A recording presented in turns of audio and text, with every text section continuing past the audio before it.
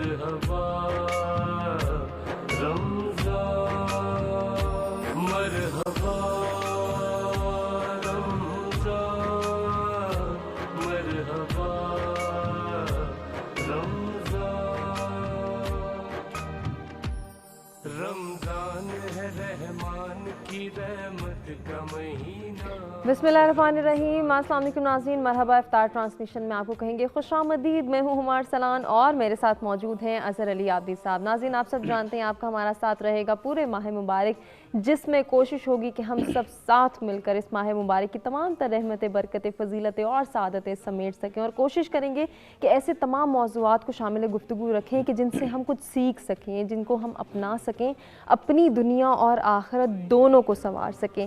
ہماری یہ ٹرانسمیشن جو ہے وہ سرف ایکسل کے تعاون سے پیش کی جا رہی ہے, اور آپ نے سرف ایکسل کا عابدی صاحب آپ نے بھی ایڈ دیکھا ہوگا, بڑی خوبصورتی کے ساتھ انہوں نے اس سچویشن کو بتایا ہے اور ہمیں یہ سمجھانے کی کوشش کی ہے کہ ٹھیک ہے, ہم مانتے ہیں اس بار جو رمضان ہے وہ پہلے جیسا نہیں ہے, ہمیں کوئی گہما گہمی نظر نہیں آ رہی, ہمیں کوئی افطار پارٹیز نظر نہیں آ رہی ہیں, کوئی ملنا ملانا نظر نہیں آ رہا, بازاروں کی رونقیں اس طرح سے نہیں ہیں, نہ ہی کوئی رش نظر آ رہا ہے, نہ ہی سڑکوں پر گہما گہمی نظر آ رہی ہے.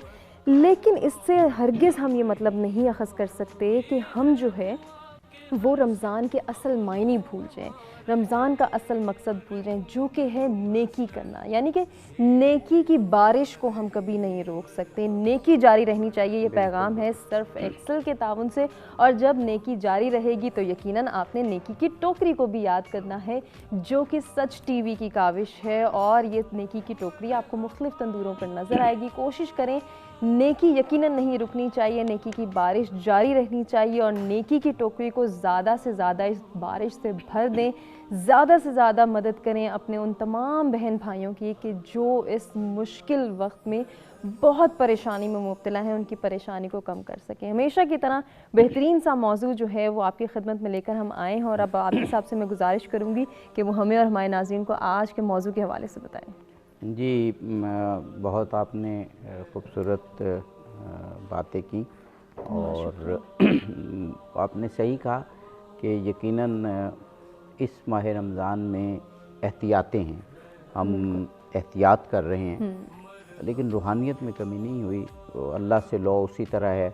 اور آپ نے ایک چیز دیکھی ہوگی کہ اس ماہ مبارک رمضان میں جب بھی آپ لوگوں سے مل رہے ہیں تو جہاں نیکی کی بات ہو رہی ہے, روحانیت کی بات ہو رہی ہے, نیکی کے عنوان سے آپ نے ایک ملاحظہ کیا ہوگا کہ لوگوں میں راشن بانٹنے کی بات ہو رہی ہے, کیونکہ اس وقت تمام لوگوں کو یہ احساس ہے کہ معاشی تنگی کے دور میں فیکٹریاں بند ہیں, ٹرانسپورٹ بند ہے, اور تعلیمی ادارے بند ہیں, تو وہ ظاہر ہے کہ لوگوں کے آمدنی کے جو ذریعے ہیں وہ تنگ ہو گئے ہیں, کم ہو گئے ہیں. تو ہر تیسرا چوتھا آدمی کم از کم میں جس سے ملتا ہوں وہ یہ پوچھتا ہے کہ کون سے ادارے ہیں جو راشن پہنچا رہے ہیں, کون سے ادارے ہیں جو یہ نیکی کا کام کر رہے ہیں. تو یہ کام بڑھ گیا, تو یہ ایک بڑی اچھی ہمارے ساتھ جناب مولانا حیدر علوی صاحب ہیں. آج میں موضوع سے پہلے مہمانوں کا تعارف کرانا چاہ رہا ہوں. روزانہ کی طرح بہت خوبصورت انداز میں مسائل بیان کرتے ہیں, اور ان کی فیڈ بیک ہمیں زبردست ہے کہ بہت جس کو کہتے ہیں نا کہ خوش وزی سے آپ چیزوں کو بیان کرتے ہیں. مولانا عزیز حیدر قادری صاحب ہیں, ہمارے سچ ٹی وی پہ آپ جانتی ہیں کہ یہ تشریف لاتے ہیں, مطالب کو گہرائی سے دیکھتے ہیں لیکن سادہ انداز سے بیان کرتے ہیں. کیا بات ہے. تو موضوع ہمارا آج حقوق ہمسایہ ہے. ہمسایہ اور ہمسایہ کا جو ایک وسیع تناظر ہے, اور یہ جو ہمسایہ ہے یہ موضوع کس طرح براہ راست خداوند قدوس سے ریلیٹ ہوتا ہے, اس کی عبادت سے ریلیٹ ہوتا ہے, شرک سے دوری سے ریلیٹ ہوتا ہے. اس پہ بات کریں گے. کیا بات ہے, خوبصورت موضوع ہے. یقیناً اس کے حوالے سے ہم گفتگو کریں گے. ایک اور مہمان بھی ہمارے درمیان موجود ہیں, ان کا تعارف کراتے ہیں, انہیں خوش آمدید کہتے ہیں. قاری ذیشان ہیں, جن سے ہم یہ گزارش کریں گے کہ وہ تلاوت قرآن مجید سے اس ٹرانسمیشن کا باقاعدہ آغاز کریں. اعوذ باللہ من الشیطان الرجیم.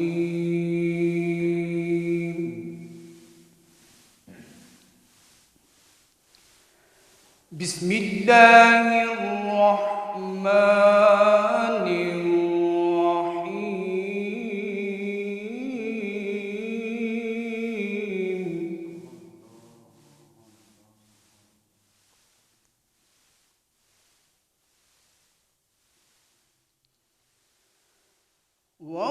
قل جاء الحق وزهق الباطل إن الباطل كان زهوقا.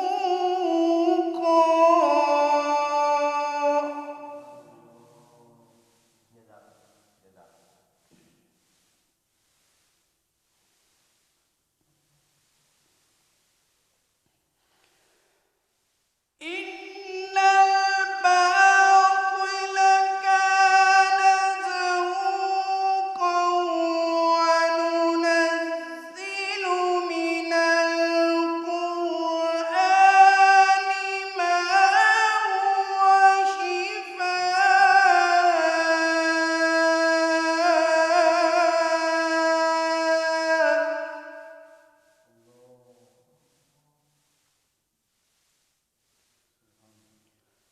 وننزل من القرآن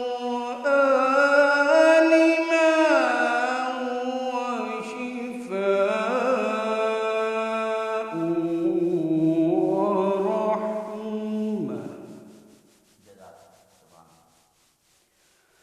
ورحمة للمؤمنين.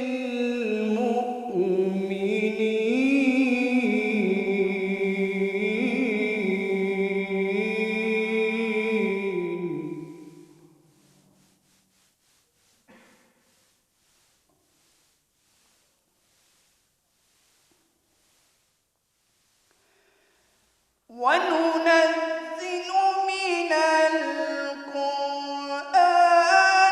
ما هو شفاء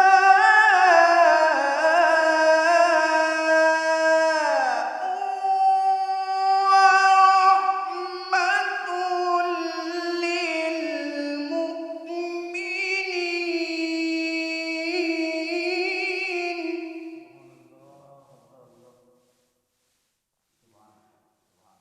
ولا يزيد الظالمين إلا خسارا.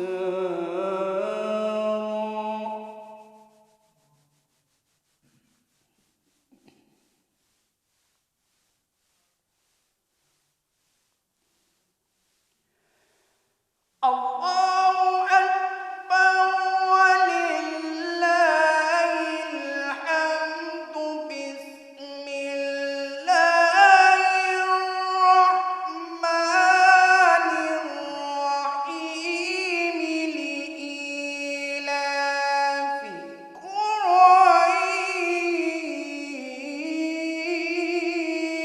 قريش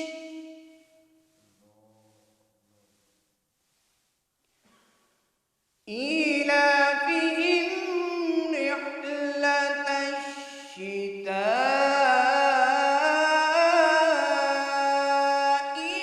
والصيف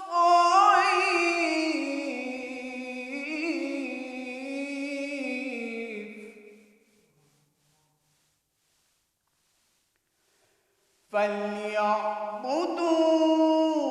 رب هذا البيت.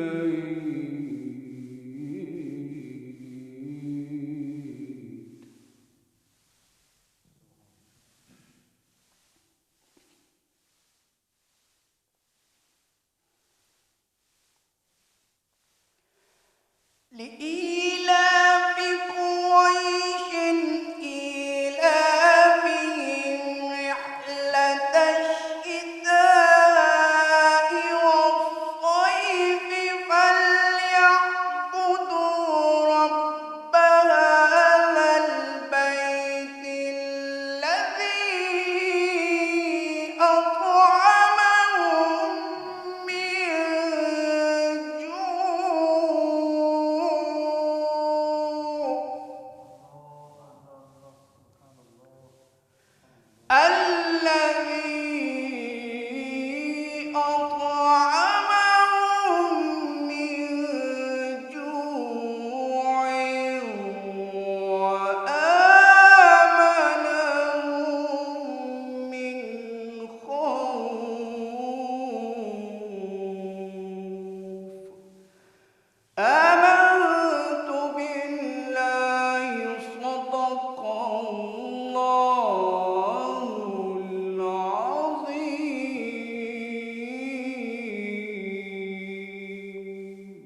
जज़ाक सुभान अल्लाह सुभान अल्लाह। खुदावंद कुद्दूस का पाक कलाम और फिर इतनी खुशहाली से पढ़ा जाए तो वो वाकई दिलों पर असर करता है, दिलों में खुजू व खुशू पैदा होता है। और यही वो कलाम है जो 1400 साल से ईमान वालों के दिलों को गरमा रहा है। और यही वो मौजज़ाती कलाम है कि जो दुनिया का वाहिद कलाम है, जो दुनिया की वाहिद किताब है कि जिसे इंसानियत पर आए हुए, इंसानियत के लिए आए हुए 1400 साल गुज़र गए, लेकिन इसके ज़ेर ज़बर और इसके किसी लफ्ज़ तो क्या किसी हर्फ में भी तब्दीली नहीं हुई। और ये एक बहुत बड़ा मौजज़ा है। मौलाना हैदर अलवी साहब और जनाब मौलाना अज़ीज़ हैदर कादरी साहब गुफ्तगू का आगाज़ करते हैं। मैंने भी जैसे ज़िक्र किया कि हमसाये के हकूक़ के हवाले से गुफ्तगू है और इसको इतनी अहमियत दी गई है कि खुदा की इबादत और फिर खुदा के साथ शरीक न ठहराने के साथ ज़िक्र, जहाँ वालदैन की के एहतराम और इताअत के हवाले से आया, वहाँ हमसायों का भी ज़िक्र है। तो मैं जब ये आयात पढ़ रहा था तो मुझे बार बार ये ध्यान जा रहा था कि ये तो है ही अहम, वालदैन की इताअत, वालदैन से मोहब्बत, वालदैन की फर्मा बरदारी और हमसायों की खबरगिरी, रिश्तेदारों की खबरगिरी। लेकिन ये जो बार बार अल्लाह की इबादत और शिर्क का ज़िक्र आता है तो इस पर भी बात होनी चाहिए। और ये भी इंतहाई अहमियत की बात ठहरती है, बल्कि इस्लाम की तालीमात का न्यूक्लियस ही ये है कि इबादत सिर्फ़ और सिर्फ अल्लाह की, बेशक और खुदा के साथ शरीक ना ठहराना। ये इतनी अहम बात है कि जो शरीक ठहराएगा सब गुनाह खुदा तौबा के बगैर भी बच सकता है, लेकिन शिर्क नहीं बच सकता। तो इससे पहले कि हम हमसायों के हुकूक की बात करें, इस्लाम की इस अहम तालीमात के हवाले से आप दोनों उलमा से पूछना चाहूँगा कि इबादत खा किसी किस्म की इबादत हो, वो खुदा के अलावा कोई लायक इबादत नहीं है, माबूद नहीं है। और खुदा की ज़ात में, खुदा के अफ़आल में, खुदा की सिफ़ात में किसी किस्म का शिर्क जो है वो इंसान को काफिर बना देता है। फरमाइए। यकीनन कुरान हकीम ने कहा कि इन्न शिर्क लज़ुल्मुन अज़ीम। कायनात के अंदर जहालत के बाद जो सबसे बड़ा जुल्म है वो शिर्क है, और अल्लाह ताला इसे पसंद नहीं करता। कहा हर गुनाह माफ़ हो जाएगा लेकिन शिर्क माफ़ नहीं होगा। शिर्क का माना है किसी को बराबर जानना, साझी मान लेना, एक जैसा मान लेना। और रुए ज़मीन पर यकीनन अल्लाह ताला के जैसा ना ज़ात में कोई है ना उसकी सिफ़ात में कोई है। वो ज़ात में भी यकता है, वो अपनी सिफ़ात में भी यकता है। वो हमेशा से है, हमेशा रहने वाला है, उसकी सारी सिफ़ात हमेशा से हैं और हमेशा रहने वाली हैं। उसकी सारी सिफ़ात ज़ाती हैं, किसी ने उसे अता नहीं की, और वो दायमी हैं, उसके ऊपर दवाम है, और वो लामहदूद हैं। जबकि इंसानों के अंदर जो सिफ़ात हैं वो महदूद भी हैं, वो हादिस भी हैं। इसलिए अल्लाह से तो किसी इंसान का मुकाबला मुमकिन ही नहीं है जी, कायनात की किसी मौजूद से भी मुमकिन नहीं है जी। फिर भी रब ताला ये बार बार तकाजा करता है कि मेरे साथ किसी को शरीक ना ठहराओ, क्योंकि इंसान फितरतन तवहम परस्त है। पत्थर से चोट खाई तो उसे खुदा बना लिया, कभी उसी पत्थर को टूटता देखा तो लोहे का खुदा बना लिया, उसी लोहे को आग में पिघलता देखा तो आग की परस्तें शुरू कर दी, उसी आग के ऊपर पानी बरसता देखा तो खुदा को आसमानों में तलाश करना शुरू किया, कभी चाँद की, कभी सितारों की और कभी सूरज की परस्तिश की। लेकिन जो अंबियाए किराम की आमद थी उसका मकसद ये था कि उस इंसान को जो बुतों के आगे परस्तिश कर रहा है और बुतों को अपना, कुछ तो कहते थे ये वसीला हैं, लेकिन कुछ कहते थे नहीं ये बराह रास्त खुदा हैं, दोनों सूरतों की नफ़ी करके एक इंसान को कहा गया कि कुलू ला इलाहा इल्लल्लाह तुफलिहू, लोगों ला इलाहा इल्लल्लाह कहो कामयाब हो जाओगे। ये याद रखिए जो कलमा तैयबा में ला इलाहा है ये पहले नफ़ी है उन माबूदान बातला की जिनके साथ पहले ज़माना जाहिलियत के लोग शरीक ठहराते थे। परवरदिगार आलम ने अपने कलमा तैयबा की आगाज़ भी ला इलाहा की तलवार से किया कि पहले उन माबूदान बातला को काटना है, फिर वहदहू ला शरीक का इकरार करना है। और ये एक ऐसा गहरा तसव्वुर कलमा तैयबा भी हमें देता है कि जिससे हमें पता चलता है कि हमने उनको छोड़ा है और एक वहदहू ला शरीक को इख्तियार किया।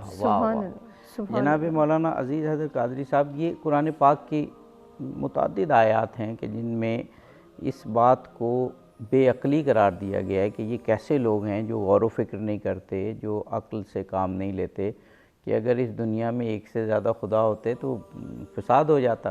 ٹھیک، نعوذ باللہ کہ ہر خدا یہ چاہتا ہے کہ اس کا حکم کار فرما ہو.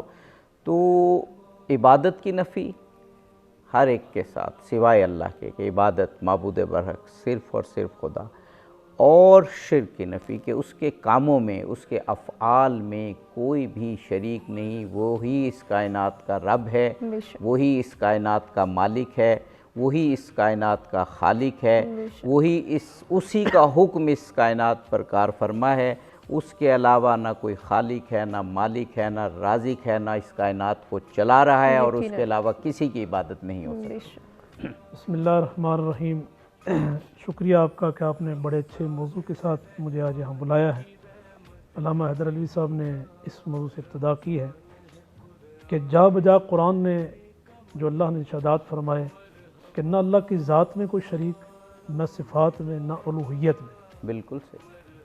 اور پھر دیکھیں جو آج کرونا وائرس کا مسئلہ ہے، بہت سارے ممالک ہیں ایٹمی پاور، ایٹم بالکل ان کے پاس موجود ہے، صحیح بات.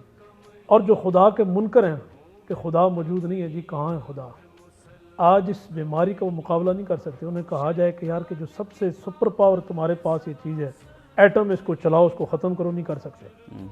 آج وہ جو دنیا کا نظام ہے، جو سائنس بھی چھٹی پر، تمام جتنے حکماء بھی، علاج کے جتنے ذرائع ہیں، اسباب ہیں، وہ سارے کے سارے اس وقت فیل ہو چکے ہیں. سب کی نگاہیں آسمانی دنیا کی طرف ہے کہ وہ خدا. تو وہ 1400 سال پہلے اعلان کیا ہوا ہے. رب نے تو جب سے آدم علیہ السلام کو بھیجا تو ساتھ اعلان کیا کہ میرے بارے میں، چونکہ توحید کا سلسلہ تو وہاں سے شروع ہوا ہے اور شرک کو جڑ سے اکھاڑنے کا کام وہاں سے شروع ہوا ہے کہ ہے خدا. اب نہ اس کی ذات میں کوئی شریک ہے، جیسا آپ نے اشارہ کیا کہ قرآن نے ایک جگہ کہا کہ اگر دو خدا ہوتے تو فساد برپا ہوتا. بالکل صحیح. اور پھر ایک اور میں یہاں ویسے عام ہماری کتابوں میں ہے کہ ذات، الوہیت اور صفات میں کسی کو رب کے ساتھ شریک نہ کیا جائے. حضرت تاجدار گولڈا پیر مہدی شاہ صاحب رحمۃ اللہ علیہ نے تحقیق الحق فی کلمۃ الحق میں ایک بڑا خوبصورت وہاں جزیہ ارشاد فرمایا کہ توحید کی قسم ہے فی المحبت. جی جی، آہا، واہ واہ. رب کے ساتھ محبت میں مخلوق میں سے کسی کو شریک نہ کیا جائے. یہ بھی شرک ہے. یہ بھی شرک ہے کہ محبت میں دیکھیں نا کہ رسول اللہ علیہ السلام کے ساتھ بھی محبت ہے. ان کی محبت کے بغیر ایمان مکمل نہیں ہو سکتا کہ لا یؤمن احدکم حتی اکون احب الیہ من والدہ ولدہ والناس اجمعین. البیت سے محبت، مودت قرآن نے واجب قرار دی ہے.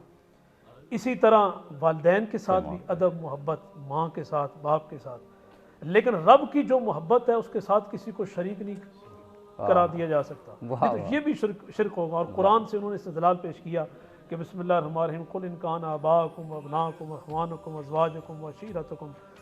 تو اس میں چونکہ جو ذکر ہے کہ تم کائنات میں ہر چیز، ہر ذات، اپنے جو تمہاری تجارت ہے، والدین ہیں، ابا و اجداد ہے، اولاد ہے، ہر تعلق سے سب سے زیادہ محبت خدا کے ساتھ اور اس کے رسول کے ساتھ. تو محبت خدا میں اگر کسی اور کی محبت کو شریک کر دیا جائے تو وہ بھی شرک کے زمرے میں آتا ہے. واہ واہ واہ.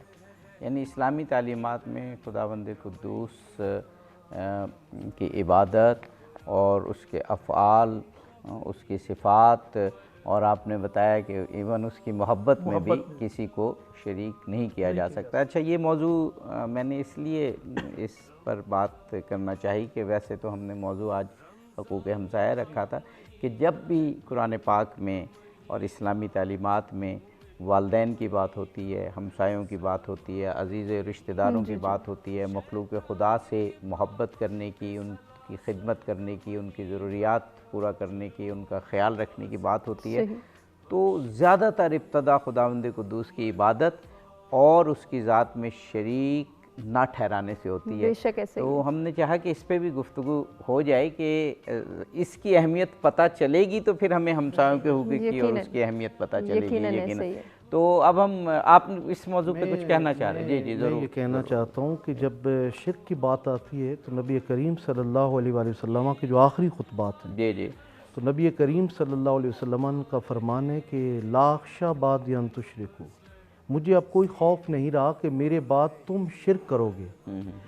یعنی حضور نے اپنے اصحاب کے سامنے اور پھر مابعد امت کے لیے یہ پیغام دیا کہ اب مجھے اس چیز کا خوف نہیں رہا، میں نے توحید کی جڑوں کو اتنا مضبوط کر دیا ہے، کیونکہ میرے بعد کسی نبی نے آنا نہیں، تو میری امت میں شرک نے بھی لوٹ کر نہیں آنا۔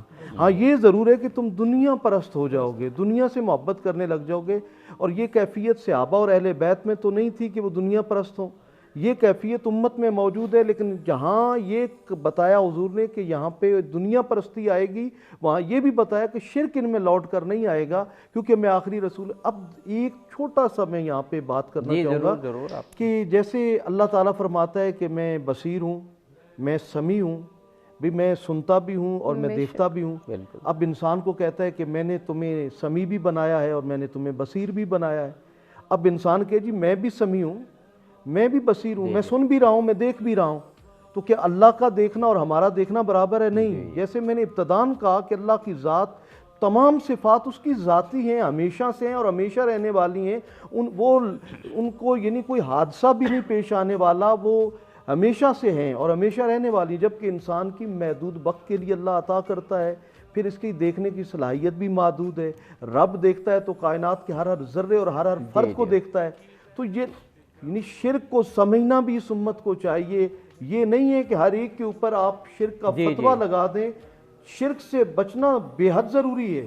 آپ کسی بھی صاحب مزار کے پاس جانے والے کسی مسلمان سے پوچھے کہ آپ اسے خدا سمجھتے ہیں، وہ کہے گا نہیں، وہ تو وحدہ لا شریک ہے۔ یہ تو وہ ہیں جنہوں نے ہمیں خدا کا پتہ دیا ہے، یہ تو وہ ہیں جنہوں نے ہمیں خدا کا پتہ دیا۔ اچھا یہ بات آپ اس نقطہ اگر اس میں کوئی چیز رہتی ہے تو آپ وقفے کے بعد بیان کیجئے گا، ہم آپ کو پورا موقع دیں گے۔ جی ناظرین، ہم بریک کی جانب بڑھیں، بریک سے واپس آتے ہیں، گفتگو کے سلسلے کو آگے بڑھاتے ہیں۔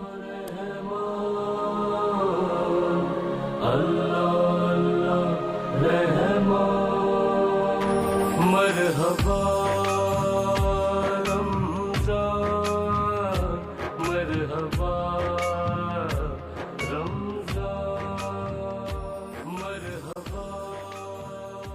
کا مہینہ، مرحبا رمضان، مرحبا رمضان، رمضان کا مہینہ ہے قرآن کا مہینہ، مومن کا مہینہ ہے، مسلمان کا مہینہ۔ جی ناظرین، مرحبا افطار ٹرانسمیشن میں ایک مرتبہ پھر سے آپ کو کہیں گے خوش آمدید، اور خوبصورت گفتگو کا سلسلہ جاری ہے۔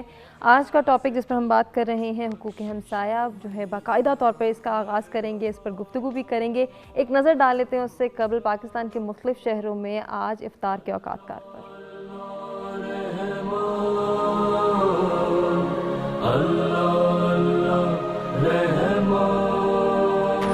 مرحبا رمضان، مرحبا رمضان، مرحبا رمضان، مرحبا رمضان، رمضان ہے رحمان کی رحمت کا مہینہ، رمضان ہے قرآن کے اترنے کا مہینہ، مرحبا رمضان، مرحبا رمضان، رمضان کا مہینہ ہے قرآن کا مہینہ، مومن کا مہینہ ہے، مسلمان کا مہینہ۔ جی ناظرین، پاکستان کے مختلف شہروں میں فقہ حنفیہ اور فقہ جعفریہ کے مطابق آج افطار کی ٹائمنگز پر آپ نے نظر ڈالی، اور آپ کو بتائیں کہ ہمارے ساتھ دو اور مہمان موجود ہیں، ان کا تعارف کراتے ہیں اور انہیں خوش آمدید کہتے ہیں۔ ہمارے ساتھ اسلامک اسکالر موجود ہیں، علامہ سید مزمل حسین نقوی صاحب، آپ کو خوش آمدید کہتے ہیں، بہت شکریہ آپ کی تشریف آوری کا۔ اور ناظرین، ایک اور مہمان بھی ہمارے ساتھ موجود ہیں جو کہ نعت خواں ہیں، قاری انعام الحق، انہیں بھی خوش آمدید کہتے ہیں۔ ساتھ ہی آپ سے گزارش کریں گے کہ آپ بارگاہ رسالت مآب صلی اللہ علیہ وآلہ وسلم میں ہدیہ نعت پیش کریں۔ دوسرا کون ہے جہاں تو ہے،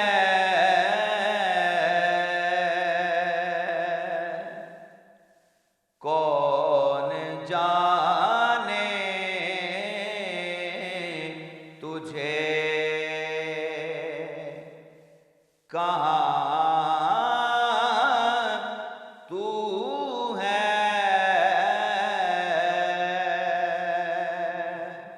दूसरा कौन है। लाख पर्दों में तू है बेपर्दा,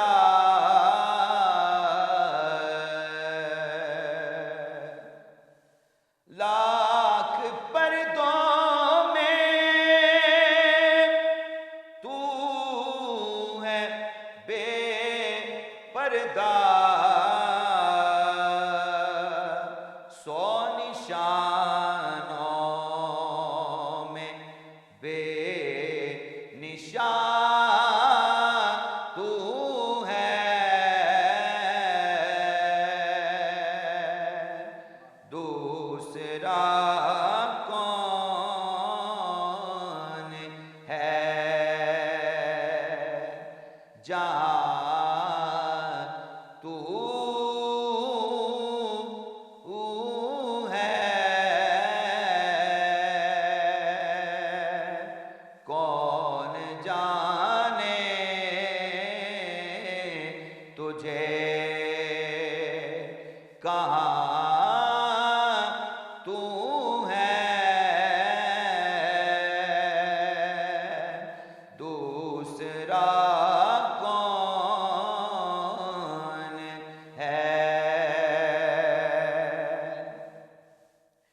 महर मेरा तो बहुत हैं अमीर, महर मेरा तो बहुत हैं अमीर, जिसको कहते हैं राज़दार तू है, जिसको कहते हैं राज़दार तू है, दूसरा कौन है। जहाँ तू है।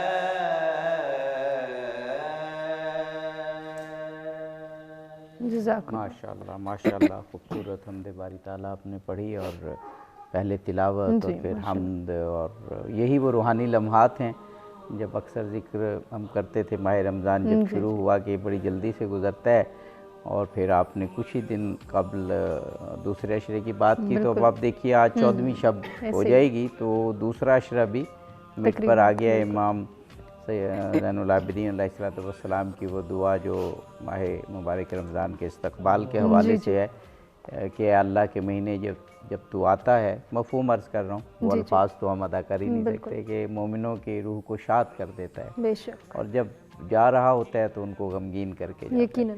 तो ये लम्हात नेमत हैं, काश कि हम इनको सही मानी में पकड़ लें और इस्तेफ़ादा करें। तो जनाब मौलाना सैयद मुज़म्मिल हुसैन नकवी साहब ने हमें ज्वाइन किया, जैसे आपने बताया। किबला मैंने बात तो हुकूक़ हमसाया की है, लेकिन हम ये सोच रहे थे कि जब भी वालिदैन से मोहब्बत, हमसायों के हुकूक़ का खिलाफ का ज़िक्र और रिश्तेदारों के और मखलूक़ खुदा की बात होती है, तो ज़िक्र शुरू होता है अल्लाह की इबादत, और फिर खुदा का ये फरमाना कि मेरी ज़ात में शिरक न करना। तो ये अहमियत बहुत ज़्यादा रखता है ये मौजू, और गोया इस्लामी तालीमात का न्यूक्लियस है कि अल्लाह के साथ किसी को शरीक नहीं करना और इबादत सिर्फ़ अल्लाह की करनी है। औज़ु बिल्लाहि मिनश शैतानिर रजीम, बिस्मिल्लाहिर रहमानिर रहीम। एक तो ये बात है कि अल्लाह ने कहा है कि मेरी इबादत करो, सही। तो क्या कोई कहता है कि मैं किसी और की इबादत करता हूँ? हालांकि सूरह यासीन में ख़ुद खुदा कह रहा है अलम अहद अलैकुम या बनी आदम अन ला ताबुदुश शैतान। बिल्कुल, यानी तुम्हें से मैंने अहद लिया था कि तुमने शैतान की इबादत नहीं करनी। सही।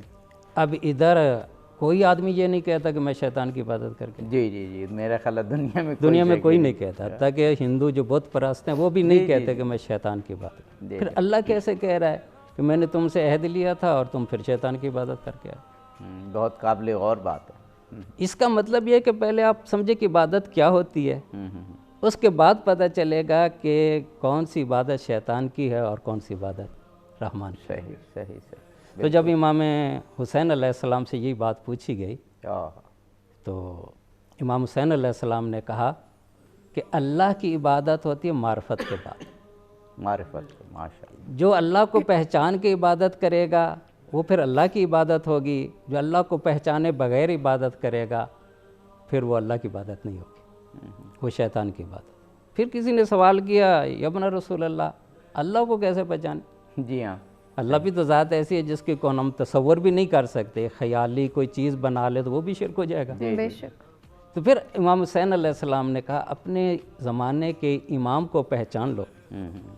तो जिसने अपने ज़माने के इमाम को पहचान लिया गोया कि उसने खुदा को पहचान। यानी वो फिर दुरुस्त तालीमात की जानिब जाएगा। देखो जैसे रसूल खुदा को पहचाना, इबादत तो पहले भी लोग करते थे, लेकिन जिसने रसूल खुदा को पहचान लिया फिर गोया कि उसने खुदा को पहचान। यानी जो सही तालीमात की तरफ आदमी तभी जा सकेगा जब अपने ज़माने के इमाम की यानी जो अल्लाह का तरफ से नुमाइंदा आया है उसको पहचाने का, यानी वही बताएगा ना कि इस तरह इबादत करनी, इस तरह इबादत नहीं करनी। एक तो ये चीज़। दूसरी मैं ये कहना चाहता हूँ कि देखिए एक तरफ अल्लाह ने कहा है कि मा खलक़तुल जिन्ना वल इंसा इल्ला लियअबुदून, कि हमने इंसान को पैदा ही इबादत के लिए किया।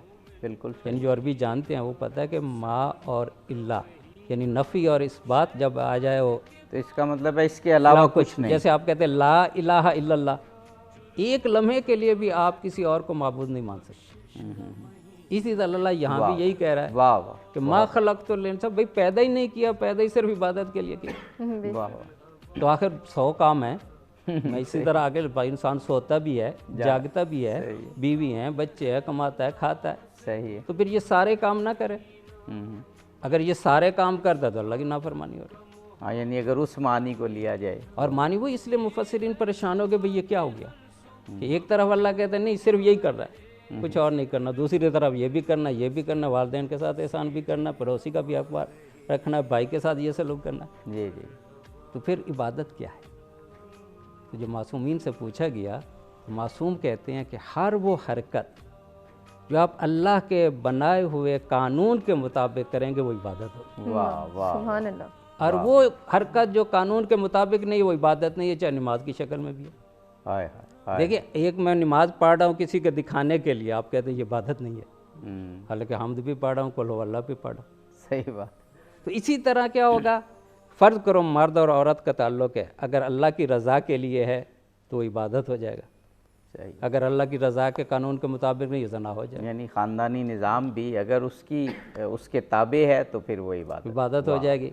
इसी तरह कोई भी काम, यानी आप खाना खा रहे हैं, क्यों खा रहे हैं?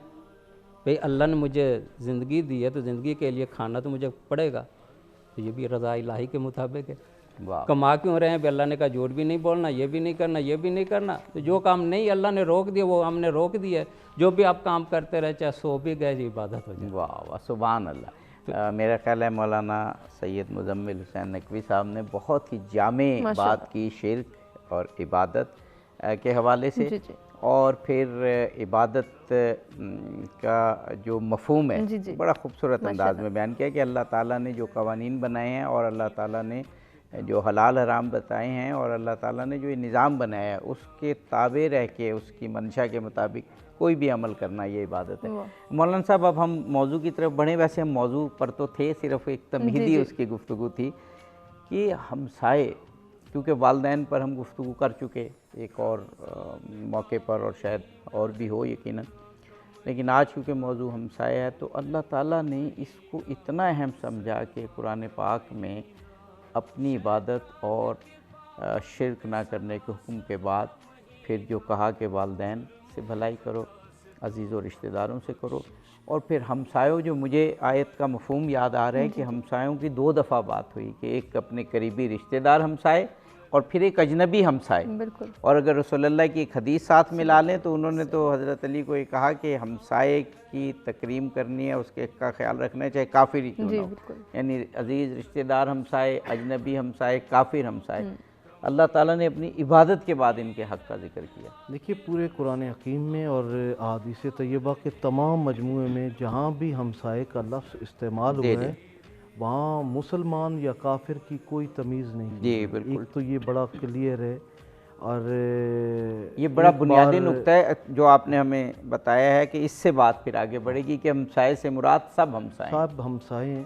اور ایک بار مجھے یاد ہے کہ میں ایک مولانا کو سن رہا تھا اور بار بار مسلمان پڑوسی، تو میں آیات کے ترجمے اور احادیث کے ترجمے میں یہ ساتھ جوڑ رہا تھا، تو میں نے آخر میں اس سے پوچھا کہ آپ نے جتنی احادیث پڑھی ہیں، جتنی آیات پڑھی ہیں، اس میں مسلمان پڑوسی کا ذکر ہی نہیں ہے، اور آپ نے لوگوں کو گمراہ کیا ہے۔ پڑوس میں کوئی بھی انسان رہتا ہے، یہاں تک کہ اگر کسی جانور نے یا کسی پرندے نے بھی گھونسلہ بنا لیا آپ کے گھر کے پاس، وہ بھی آپ کا پڑوسی ہے، اور اگر آپ خود کھاک پی کے سو رہے ہیں تو اس کا لحاظ نہیں کرتے ہیں، اس کے لیے کچھ باجرے وغیرہ کا اہتمام نہیں کرتے ہیں، تو آپ نے اس کے لیے بھی احساس نہیں کیا۔ اچھا، یہ تو بڑا مطلب وہ بھی آپ کا پڑوس میں ہے، اللہ نے اسے آپ کے گھر کے قریب اس کو موقع فراہم کیا ہے۔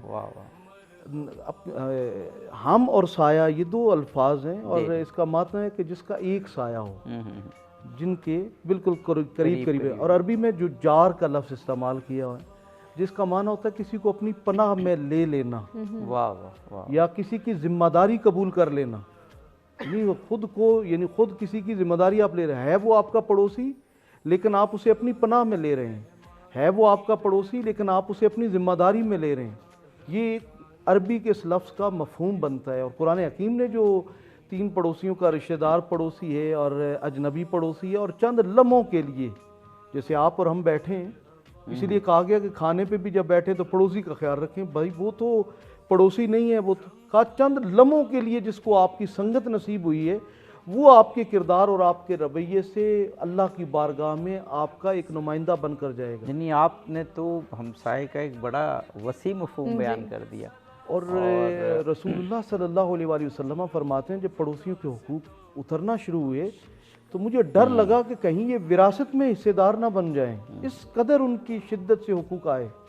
اور پھر یہاں علماء نے لکھا ہے کہ 40 گھر دائیں، 40 بائیں، 40 آگے، 40 پیچھے، ان کو پڑوسیوں میں رکھو، اور اگر یہ بھوکے سوتے ہیں تو آپ مومن نہیں ہیں، وہ شخص مومن نہیں جو پیٹ بھر کے کھا جائے اور کھا کے سوئے اور اس کا پڑوسی بھوکا سو جائے۔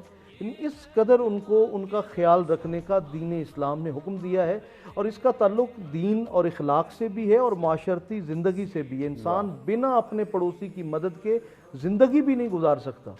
اگر وہ کہے نا کہ میں کٹ کر معاشرے سے وہ نہیں ہو سکتا، تو ایسا شخص جس کا رویہ رف ہے، جو غلط بد اخلاق ہے اور پڑوسیوں سے اس نے بنا کے نہیں رکھی ہوئی، اس کی خوشی اور غمی دونوں ہی کہہ لیں کہ کسی لائق نہیں رہتی ہیں، کیونکہ اس کا پڑوسی اس میں شریک ہی نہیں ہے۔ واہ واہ۔ اچھا، یہ مولانا عزیز حیدر قادری صاحب، میں جب اسلام کے سماجی جو اصول اور سماجی تعلیمات، سماجی رویوں کی جب اسلام بات کرتا ہے تو میرے ذہن میں یہ آتا ہے کہ کیونکہ اسلام ایک مکمل دین ہے، مکمل ضابطہ حیات ہے، تو یقیناً کہیں اسلامی حکومت ہونی ہے، کہیں نہیں ہونی، کہیں مسلمانوں کی اکثریت ہے، کہیں مسلمانوں کی اکثریت نہیں ہے۔ اسلام سب کا خیال رکھتا ہے کہ حکومت اگر کوئی بھی ہو، یعنی ضروری نہیں ہر چیز حکومت کی ذمہ داری ہو، اگر ہم سماجی حوالے سے اپنے ہمسایوں کا خیال رکھیں تو ہر شخص کے ریڈیس کے اندر 40 گھر ہمسائے ہیں، پھر اس گھر کے 40، پھر اس گھر کے، تو اگر ہم ہمسایوں کا خیال رکھ لیں تو معاشرے کی تقریباً تمام ضروریات پوری ہو سکتی ہیں۔ تقریباً میں کہتا ہوں کہ کچھ تو ایسی ہیں جو حکومت کے علاوہ نہیں ہو سکتی،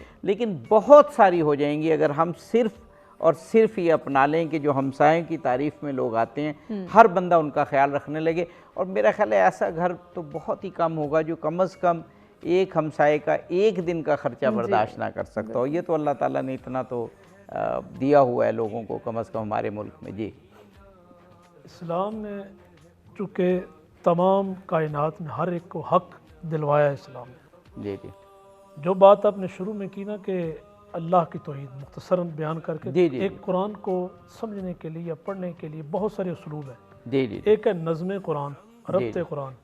اب یہاں جو ارشاد فرمایا وَعْبُدُوا اللَّهَ وَلَا تُشْرِكُوا بِهِ شَيْئًا وَبِالْوَالِدَيْنِ إِحْسَانًا وَذِي الْقُرْبَى وَالْيَتَامَى وَالْمَسَاكِينِ۔ ماشاءاللہ پہلا رب نے اپنا حق بیان کیا، اس پر گفتگو ہو چکی۔ اب چونکہ ہر مومن مسلمان پر دو قسم کے حق ہیں، ایک حق اللہ کا ہے، ایک حقوق العباد بندوں کا۔ رب کا حق وہ رب اپنے کیا کہتے ہیں کہ مغفرت فرمانے والا ہے، جیسا ارشاد اپنا حدیث میں آتا ہے کہ ایک بندہ جس پر جہنم واجب ہو چکی ہوگی، جو ہی جہنم میں گرنے لگا ہوگا تو پیچھے دیکھے گا مڑ کر۔ اب رب کو پتہ ہے پیچھے مڑ کر کیوں دیکھ رہا ہے، رب فرشتوں سے پوچھے گا اس سے پوچھو، فرشتوں کو کہے گا اس سے پوچھو یہ کیوں کیا دیکھ رہا ہے، وہ آگے سے فرشتوں کو کہے گا کہ یار میں دیکھ رہا ہوں میرے گناہ زیادہ ہوئی ہیں، یہ رب کی رحمت کدھر ہے آج نظر نہیں آ رہی۔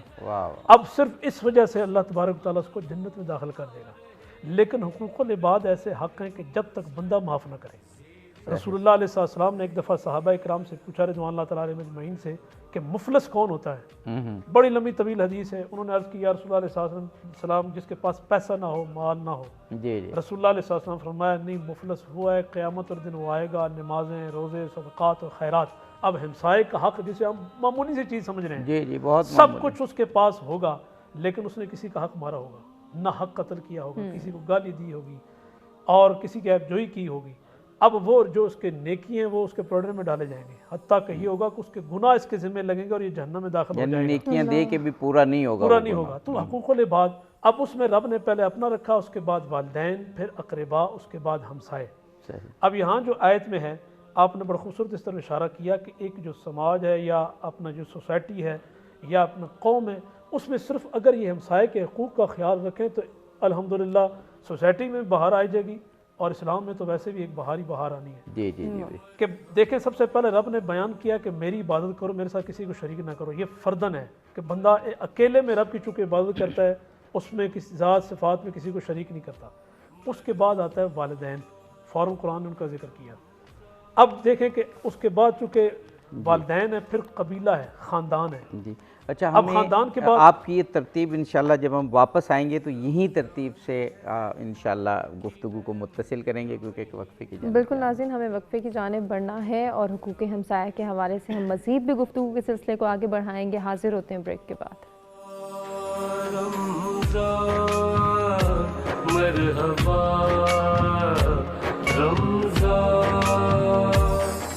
رمضان کا مہینہ ہے، قرآن کا مہینہ، مومن کا مہینہ ہے، مسلمان کا مہینہ، شیطان کے پابند اللہ اللہ رحمان،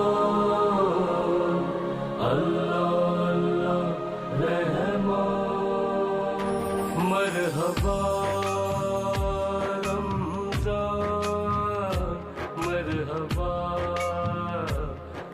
جی ناظرین، مرحبا افطار ٹرانسمیشن میں ایک مرتبہ پھر سے آپ کو کہیں گے خوش آمدید، اور ہماری یہ افطار ٹرانسمیشن صرف ایکسل کے تعاون سے پیش کی جا رہی ہے۔ ایک نظر ڈالتے ہیں پاکستان کے مختلف شہروں میں فقہ حنفیہ اور فقہ جعفریہ کے مطابق افطار کے اوقات کا۔ رمضان ہے رحمان کی رحمت کا مہینہ، رمضان ہے قرآن کے اترنے کا مہینہ، مرحبا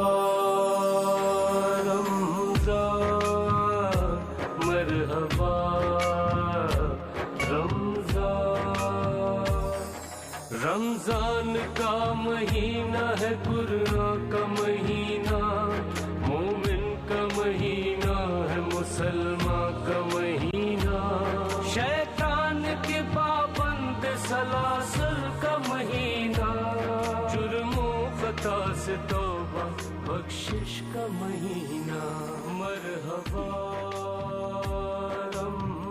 جی ناظرین، پاکستان کے مختلف شہروں میں آج فقہ حنفیہ اور فقہ جعفریہ کے مطابق افطار کے اوقات کار پر اپنی نظر ڈالی۔ ایک مرتبہ پھر سے آپ کو یاد دلائیں گے نیکی کی ٹوکری کی، اور آپ سے کہیں گے کہ اس کار خیر میں زیادہ سے زیادہ کنٹریبیوٹ کریں، زیادہ سے زیادہ حصے دار بنیں، تاکہ آپ بھی اپنی دنیا کو سنوار سکیں، اپنی آخرت کو سنوار سکیں، اپنے ان تمام بہن بھائیوں کی مشکلات میں ان کا سہارا بن سکیں، ان کی ہیلپ آؤٹ کر سکیں جو کہ اس وقت مشکل کا شکار ہیں، پریشانی میں مبتلا ہیں، بھوکے ہیں، हैं, प्यासे हैं, तो इस नेकी की टोकरी को आपने याद रखना है। उन भूख प्यास से जो तड़प रहे हैं, परेशान हैं हमारे बहन भाई, उनकी भूख प्यास का ख्याल रखना है। खुसूसन जब आपको भूख लग रही हो, जब आप रोज़े की हालत में और आपका दिल चाहे कि आपके पास खाने का अच्छा आए, तो फिर उन बहन भाइयों का ज़रूर सोचें कि जो दिहाड़ीदार तबका है, जो हमारा मज़दूर तबका है, जो कि रोज़ की अर्निंग से अपना घर चला रहे हैं, अपने घर खुराक लेकर जा रहे हैं, अगर आज वो परेशानी में मुब्तला हैं तो हमने उनकी हेल्प करनी है, हमने उनको सपोर्ट करना है, हमने उनका सहारा बनना है।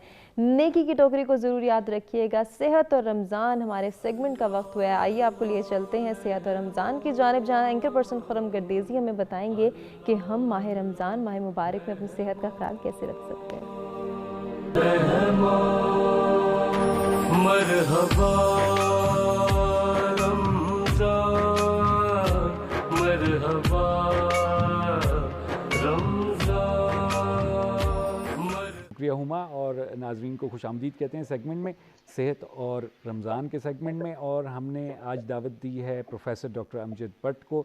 हमारे साथ स्काइप के ज़रिए लाइन पे मौजूद हैं डॉक्टर साहब कंसल्टेंट कार्डियोलॉजिस्ट हैं और पीएफ हॉस्पिटल इस्लामाबाद में अपनी खदमात अंजाम दे रहे हैं। डॉक्टर साहब से हम बात करेंगे कि कोरोना वायरस के बढ़ते हुए केसेस जो हैं पाकिस्तान में, उसकी क्या वजह है और उसको कैसे कंटेन किया जा सकता है। चलते हैं डॉक्टर साहब की तरफ, गुफ्तगू आगाज़ करते हैं। सलाम अर्ज़ करता हूं डॉक्टर साहब की खिदमत में। वालेकुम अस्सलाम, क्या हाल है? डॉक्टर साहब थैंक यू वेरी मच, आपने टाइम निकाला हमारे प्रोग्राम के लिए। डॉक्टर साहब आपसे प्रोग्राम होता रहे वक्तन फ़वक्तन कोरोना वायरस के सिलसिले में, और जो अभी कंडीशन आप देख रहे हैं पाकिस्तान में कोरोना वायरस के केसेस जो है वो बढ़ते जा रहे हैं, तो कैसे डॉक्टर साहब आप इस सिनेरियो को देखते हैं और क्या प्रिडिक्ट करेंगे? अस्सलाम वालेकुम, बिस्मिल्लाहिर्रहमानिर्रहीम। खुर्रम, आपको याद होगा हमने बहुत पहले एक प्रोग्राम किया था आपके साथ, जबकि पाकिस्तान में मेरा ख्याल में 4 या 5 केस हुए थे। तो मैंने वहाँ उस वक्त ये कहा था कि we haven't seen tip of the iceberg and that came out to be so true। अब तब देख लिया है तकरीबन 17,000 के करीब केसेस हो गए हैं। सही। तो मुझे खतरा है कि इस लावालिपन या केयरलेसनेस का हम मुजाहरा कर रहे हैं जी, और उससे ये केसेस बढ़ते जाएंगे। और मैं ये भी समझता हूँ कि पाकिस्तान बहुत under reported, one of the countries who is under reported. हमारे लोग में शायद वो नो हाउ नहीं है, खास नहीं है, या जो भी है इसकी रीज़न कि ये लोग ना तो रिपोर्ट कर रहे हैं, ना शायद हमारे पास वो फैसिलिटीज हैं जी, या इंफॉर्मेशन का फुकदान है, व्हाटएवर रीजन कि हम रिपोर्ट प्रॉपर्ली नहीं कर पा रहे हैं। सही। तो मैं समझता हूँ कि हमारे ये 17,000 केसेस नहीं, बहुत ज़्यादा हैं और अमवात भी बहुत ज़्यादा है। अच्छा। मुझे इसका ख़तरा ये है कि ये बात हमने पहले भी की थी कि इसके जो इकोनॉमिक और हेल्थ फॉल आउट्स होंगे वो बहुत खतरनाक। सही। अब इस वबा से दुनिया के जो मार्केट्स कंट्रीज थे, जो इकोनॉमीज थी, वो भी कोप नहीं कर रही जी। तो हमारे पास तो रिसोर्सेज बहुत कम है जी। मैं ये समझता हूँ कि अभी भी हमें होश के नाखून लेने चाहिए। सही। खासकर लोगों को एहसास करना चाहिए कि किस तरह हमें इस जंग को जीतना है। गवर्नमेंट के पास जितने रिसोर्सेज हैं वो trying their utmost best, लेकिन जब तक अवाम का कोऑपरेशन नहीं होगा ये प्रॉब्लम रहेगी बहुत सख्त। इसमें मुझे बहुत खतरा नजर आ रहा है। जब तक या तो हर्ड इम्यूनिटी जिसको हम कहते हैं, या मेडिसिन तो इसकी निकल आई, या तो वैक्सीन, अदरवाइज ये जाने वाली नहीं है। और जो हम लॉकडाउन को खत्म करते रहेंगे, जो जरूरी भी है, मैं समझता हूँ लोग अब भूखे तो नहीं मरेंगे जी। तो ये हमारी प्रॉब्लम है वो एक्सपोनेंशियली इंक्रीज होती जाएगी। अब कुछ ट्रायल्स हो रहे हैं जो कि बड़े होपफुल हैं। इसमें प्लाज्मा एंटीबॉडी का देना जो पेशेंट रिकवर हो गया उससे लेके, और मेडिसिन जो रेमडेसिविर आ रही है, और वैक्सीन पे बहुत तेजी से काम हो रहा है। खुदा करे कि ये जल्दी से तकनीक को पहुँच जाए तो हमारे जैसे जो मुल्क हैं जिनके पास रिसोर्सेज बहुत कम है, उनका डिपेंडेंस यही होगा क्योंकि हमारे जो लोग हैं उनके पास ना तो इतने एसेट्स हैं, ना कारोबार है, ना इसका फॉल आउट जो इकोनॉमिक है वो भी बहुत सीवियर है।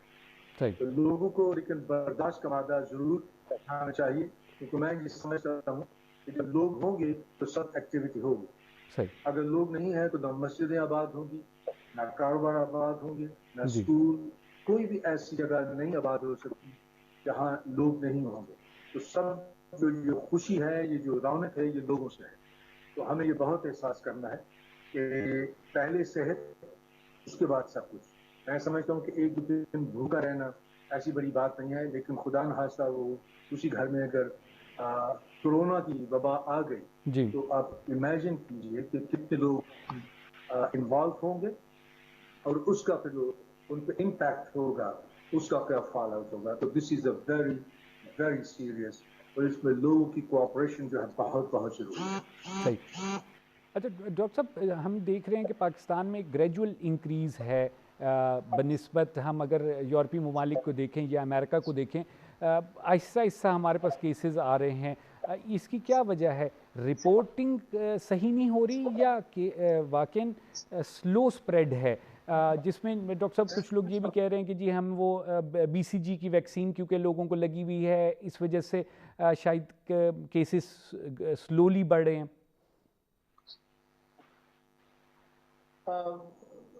मैं समझता हूँ कि सबसे बड़ी जो प्रॉब्लम है पाकिस्तान में वो अंडर रिपोर्टिंग है।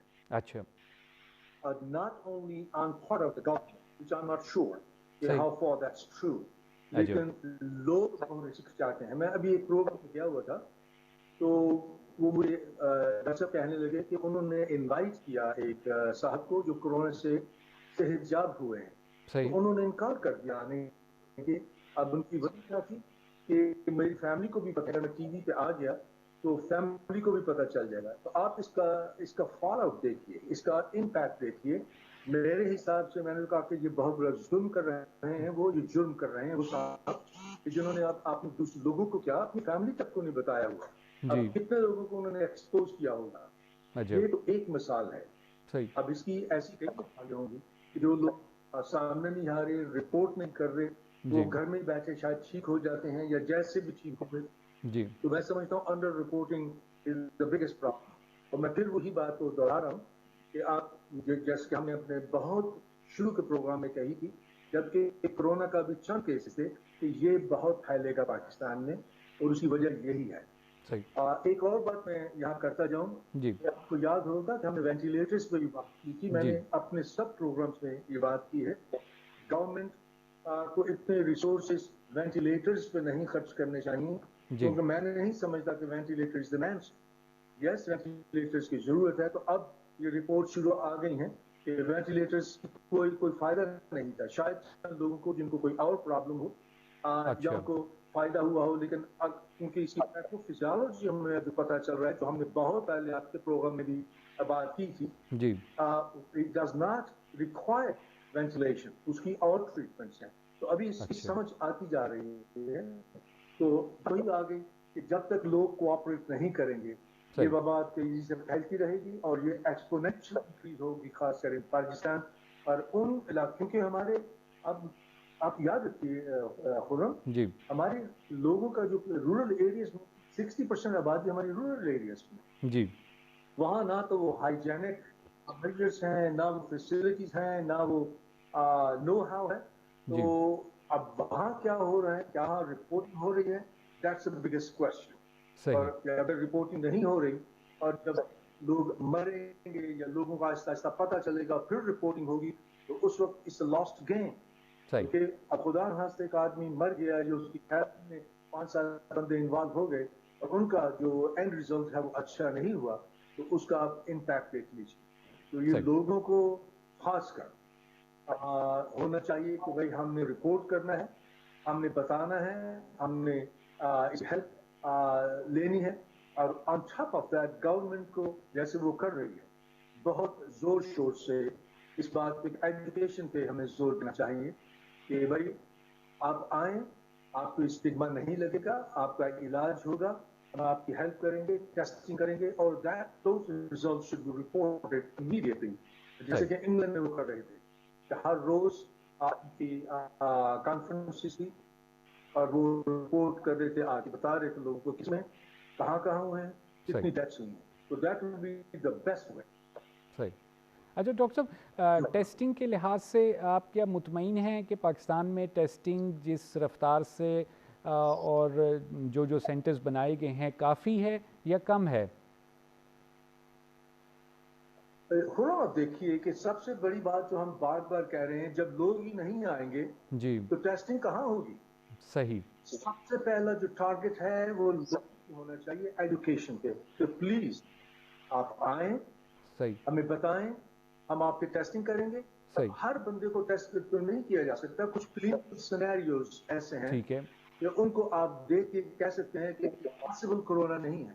लेकिन मैं जो एक स्टेप आगे जाता हूँ, कहता हूँ कि अगर उसमें 1% भी चांस है, क्योंकि वो 1% जो है जब डिवाइड होगा तो 100% हो सकता है, क्योंकि बिल्कुल वो एक बंदा और उनको एक्सपोज करेगा और इन्फेक्ट करेगा. इसलिए डॉक्टर्स को भी ये चाहिए कि उनको ब्रश ऑफ नहीं करें कि नहीं ये नहीं लग रहा कि आपका ये कोरोना है. सही है. टेस्टिंग अगर अवेलेबल है, लेकिन उसका सबसे बड़ा जो फाइनेंशियल प्रॉब्लम है, इसलिए गवर्नमेंट को आप जो है कि थोड़े नाच अप करना है कि भाई हम टेस्टिंग प्रोवाइड करें, फ्री प्रोवाइड करें. जिन सेंटर्स में उन सेंटर्स का पता बताया जाए, एड्रेसेस बताई जाए, और लोगों को ये कहा जाए कि थोड़े से भी सिम्टम हैं आप वहां पहुंचे, उनसे उनको डॉक्टर साहब से मिलें और अपना टेस्ट करवाएं. क्योंकि ये टेस्ट अब इतना मुश्किल नहीं रहा, इतना देर नहीं लगती, इसमें फौरन रिजल्ट्स मिल सकते हैं और it can save a lot. मैं आपको बता दूं, ये इतनी बड़ी हार्ट एक बचेगी, फाइनेंशियल रिसोर्सेज ज़ाया नहीं होंगे, और जब तक आप सेहतमंद नहीं है किसी मुल्क में प्रोडक्टिविटी नहीं हो सकती. तो इसको अगर आप डिवाइड करें और ब्रेक करें कि एक बंदा जब बीमार हो जाएगा तो नंबर 1 कितने लोगों को वो इन्फेक्ट करेगा, नंबर 2 उसकी प्रोडक्टिविटी कितनी कम होगी, नंबर 3 फाइनेंशियल उसके रिसोर्सेज कितने इस्तेमाल होंगे, फाइनेंशियल बर्डन होगा हुकूमत पे भी और उस फैमिली पे भी, वो कितना ज्यादा होगा. इसलिए बहुत जरूरी है कि आप उन लोगों को समझाएं, और गवर्नमेंट को ये चाहिए तो फैसिलिटेट करें लोगों को, कि बार बावर करवाएं कि आप थोड़ी सी भी प्रॉब्लम है तो आप आएं, आपका मुफ्त टेस्ट किया जाए. ठीक है डॉक्टर साहब, आप जो आपने सारी ये सिनेरियो बता दिया कि जो कंडीशन है वो Aahista Aahista out of control हो रही है, तो इस कंडीशन में ये भी अर्ज़ कीजिएगा कि कोई ट्रीटमेंट प्लान सामने आ रहे हैं, कोई वैक्सीनेशन की कोई सॉलिड न्यूज़ आ रही है कि हम इसको किसी तरह अच्छे हैंडल कर सकें, ट्रीट कर सकें? जी, इसमें कुछ चंद चीज़ें जो फोरम आपका अच्छा सवाल है जी. एक तो यह है रेमडेसिविर, इसमें एक्चुअली यूएबी जहाँ मैं हूँ अलाबामा में, वो भी इन्वॉल्व है, तो प्रॉमिसिंग रिजल्ट्स आ रहे हैं. ठीक है. ये मेडिसिन डेवलप की गई थी और इसके उन्होंने ये बताया है कि जिन लोगों को दी गई थी उनका एक तो सिविरिटी डिजीज की कम हुई और दूसरी वो तकरीबन 30% जल्दी सेहतयाब हुए हैं. एक तो ये बात है. REMDESIVIR remdesivir. सही. और दूसरी वैक्सीनेशन के ट्रायल्स में तो शुरू हो गए हैं और मुल्कों में शुरू हुए हैं. तीसरा ये है कि जो ये केसेस बढ़ते रहे हैं तो इम्यूनिटी लोगों में जो पैदा होगी, और वो लोग जो रिकवर हुए हैं, तकरीबन 2 लाख से ऊपर जो लोग रिकवर हुए हैं, उनसे जो प्लाज्मा लिया जाएगा, उनसे जो एंटीबॉडी दी जाएंगी, इसको टाइम लगेगा हर चीज को. ठीक है. लेकिन जो दवाई जो है और वैक्सीन, ये शायद जल्दी हमें दस्तयाब हो जाए ताकि उस लोगों को ट्रीट किया जा सके. तो क्वाइट होपफुल, लेकिन ये कब होगा इसका भी कुछ नहीं कहा जा सकता, क्योंकि जब आप मेडिसिन डेवलप करते हैं, ये वैक्सीन डेवलप करते हैं, उनके लिए उसकी सेफ्टी प्रोफाइल और उसकी एफिकेसी बहुत जरूरी है. सही है. जब तक वो उस पर कंप्लीट कंट्रोल ना हो या कोई इंफॉर्मेशन ना मिल जाए, इट्स वेरी डेंजरस कि आप उस दवाई को या उस वैक्सीन को लॉन्च कर सकते हैं, क्योंकि उसमें फॉल्स होप होगी. नंबर 2, उसके जो आपने नुकसान होंगे, दैट कुड बी डेवास्टेटिंग. तो इसको टाइम लगेगा. तो ये अब इस वक्त हमारे पास मेजर है वो एजुकेशन है और लोगों की कोऑपरेशन है, और इसको बताना, ओपन करना, डिस्कस करना, टेस्टिंग करवाना, क्वारंटीन करना और उसकी जितनी भी हिफाजती तदाबीर है वो करना the only solution at this time in our hands. सही। डॉक्टर साहब, ट्रांसमिशन के मोड्स के ऊपर अभी भी बहुत बहस जा रही है। कभी कहा जाता है ड्रॉपलेट है, कभी कहा जाता है हवा के ज़रिए एयरबोर्न भी हो गया है, ओरल फीकल की भी बात की जा रही है कि जनाब टॉयलेट के ज़रिए भी ये ट्रांसफ़र हो रहा है। तो कोई इसमें कोई सॉलिड गाइडलाइन आई है कि हम लोगों को बता सकें कि जनाब ये इन मेथड्स के ज़रिए ट्रांसफ़र हो रहा है?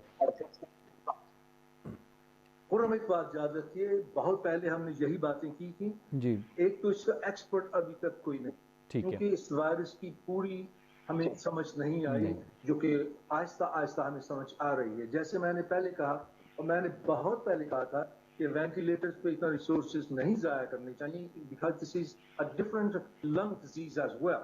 अब हमें पता चल रहा है कि माइक्रोवैस्कुलर जो थ्रोम्बोसिस होता है, जो क्लॉटिंग होती है, that is the main problem. अच्छा, जो लंग का इशू जो वेंटिलेशन पे को बताया जा रहा था कि इतने वेंटिलेटर्स खरीदे जाएं या उसमें इतने रिसोर्सेज इस्तेमाल किए जाएं। सही है। तो आपको प्रॉब्लम आता है कि एक वेंटिलेटर अगर फॉर एग्जांपल $1 मिलियन में आता है, तो उस $1 मिलियन में तो कितने मास्क और कितने किट हम दे सकते हैं, जो खासकर हमारे हेल्थ केयर वर्कर्स जो कि फर्स्ट लाइन डिफेंडर हैं हमारे, और फर्स्ट लाइन प्रोवाइड कर रहे हैं, जो हमारी वही सबसे फर्स्ट लाइन फौज है, और उनको प्रोटेक्ट करना बहुत जरूरी है। प्रोटेक्शन ज़रूरी है। डॉक्टर साहब, टाइम बिल्कुल माजरत के साथ हमारा ख़त्म हो गया है। हम इंशाल्लाह अगले प्रोग्रामों में फिर मज़ीद बात करेंगे इस टॉपिक पे, लेकिन आपने फोकस किया कि प्रोटेक्शन जो है वो सबसे ज़रूरी है, एजुकेशन लोगों की जाए और लोगों को बताया जाए कि वो इससे बच सकें। डॉक्टर साहब, थैंक यू वेरी मच, आपने ज्वाइन किया। नाज़रीन, आप लोगों ने गुफ्तगू सुनी प्रोफेसर डॉक्टर अमजद बट की। डॉक्टर कंसल्टेंट कार्डियोलॉजिस्ट हैं, और डॉक्टर साहब ने बात की कोरोना वायरस के सिलसिले में, उसके फैलाव के सिलसिले में, और कुछ टिप्स भी बताई कि जनाब कैसे इसको कंट्रोल किया जा सकता है। मज़ीद अगले प्रोग्रामों में बात करेंगे इसी मौजू पर। यहाँ पर मुख्तसर वक्फा लेते हैं।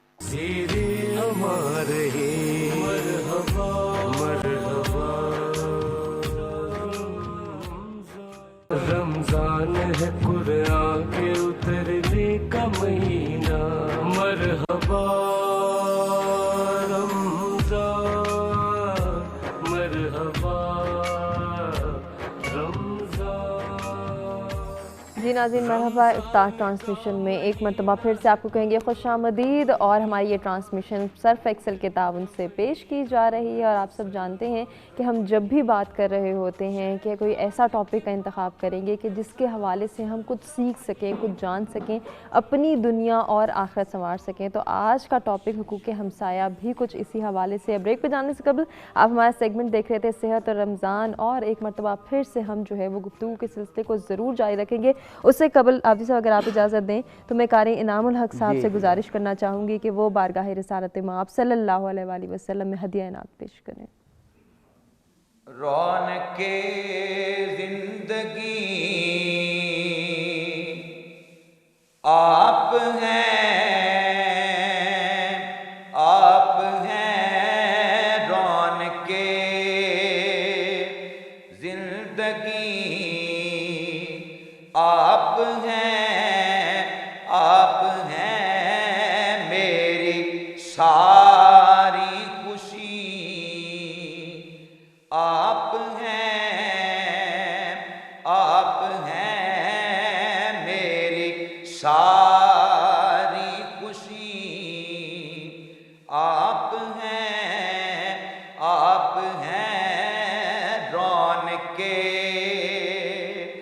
जिंदगी, आप हैं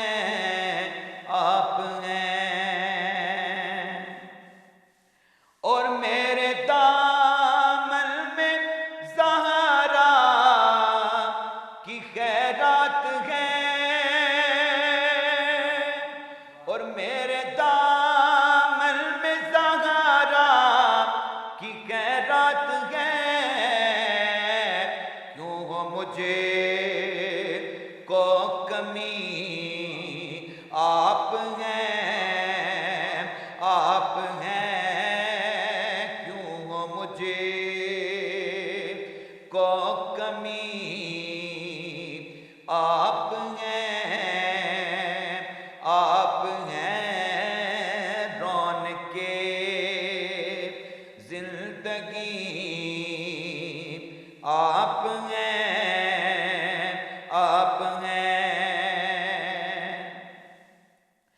شائق برش کر شامل پنج تنے شائق برش کر شامل پنج تنے یا علی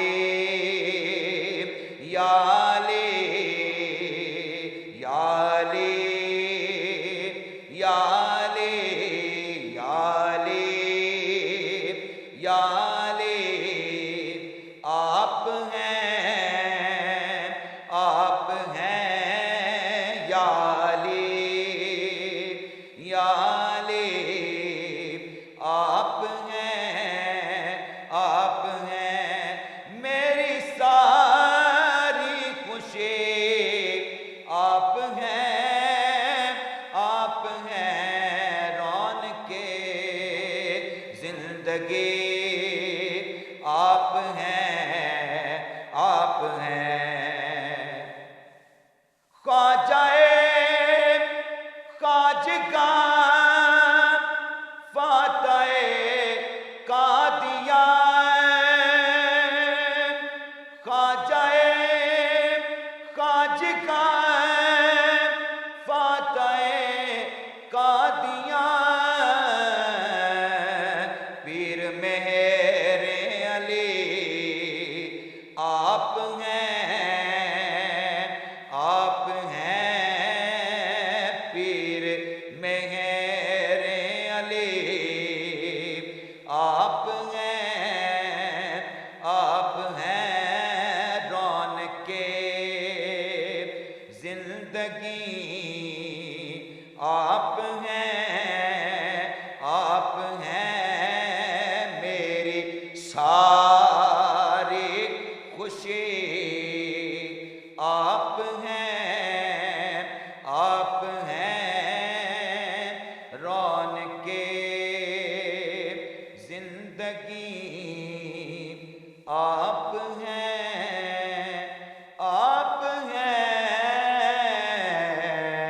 ماشاءاللہ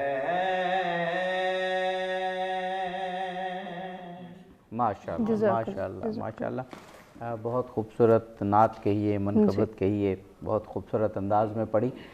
یہ ہمارا سیگمنٹ کیونکہ افطار کے پاس ہم ہوتے ہیں تو ذرا کم ہوتا ہے، تو علماء کرام انشاءاللہ ہمیں امید ہے مختصراً جواب دیں گے تاکہ تینوں علماء کرام سے مستفید ہو سکیں. آپ مولانا عزیز حیدر قادری صاحب وہ ایک ترتیب بتا رہے تھے کہ آیت کی روح سے قرآن پاک میں توحید، پھر شرک نہ کرنا، پھر والدین، تو اس ترتیب کی ایک خاص نوعیت آپ فرما رہے تھے، وہ آپ مکمل کر لیں پھر مولانا صاحب کی طرف. میں اس وقت یہ کہہ رہا تھا کہ انفرادی طور پر جو اللہ نے ارشاد فرمایا کہ توحید کا پہلے ذکر کیا، شرک سے دوری کا، اس کے بعد والدین کا. اب دیکھیں بندہ چونکہ اکیلا انفرادی طور پر، لیکن پھر اس کے بعد جو معاشرہ اس کا ذکر ہوا کہ والدین، اقربا، لیکن دیکھا جائے تو جو ساتھ والا ہمسایہ اس کا ذکر کیا گیا کہ سب سے زیادہ قریبی. مثلا اگر بندہ کو ہمسائے کے غم میں شریک ہوتا ہے، اس کا غم ہلکا ہو جاتا ہے کہ اس کے جو اقرباں وہ دور دراز رہنے والے یا بہت ہوا 2-4 گلیاں دور رہتے ہیں، وہاں ان کے پہنچنے سے پہلے اگر ان کے غم بٹانے میں، اگر یہ کیا کہتے ہیں بانٹنے میں شریک ہوگا تو اس کا غم ہلکا ہو جائے گا، اس کی خوشی میں شریک ہو جائے گا، اس کی خوشی دوبالا ہو جائے گی. تو اس لیے قرآن نے یہاں پھر وہاں رسول اللہ علیہ السلام کی ایک حدیث ہے کہ آقا علیہ السلام نے فرمایا کہ کوئی بھی ہمسایہ، ایک ہمسایہ وہ قسم ہے کہ اس کا تم پر 1 مرتبہ حق ہے، دوسرے کا 2 قسم کا حق ہے تم پر، تیسرا وہ ہمسایہ کہ جس کے 3 دفعہ تم پر حق ہے.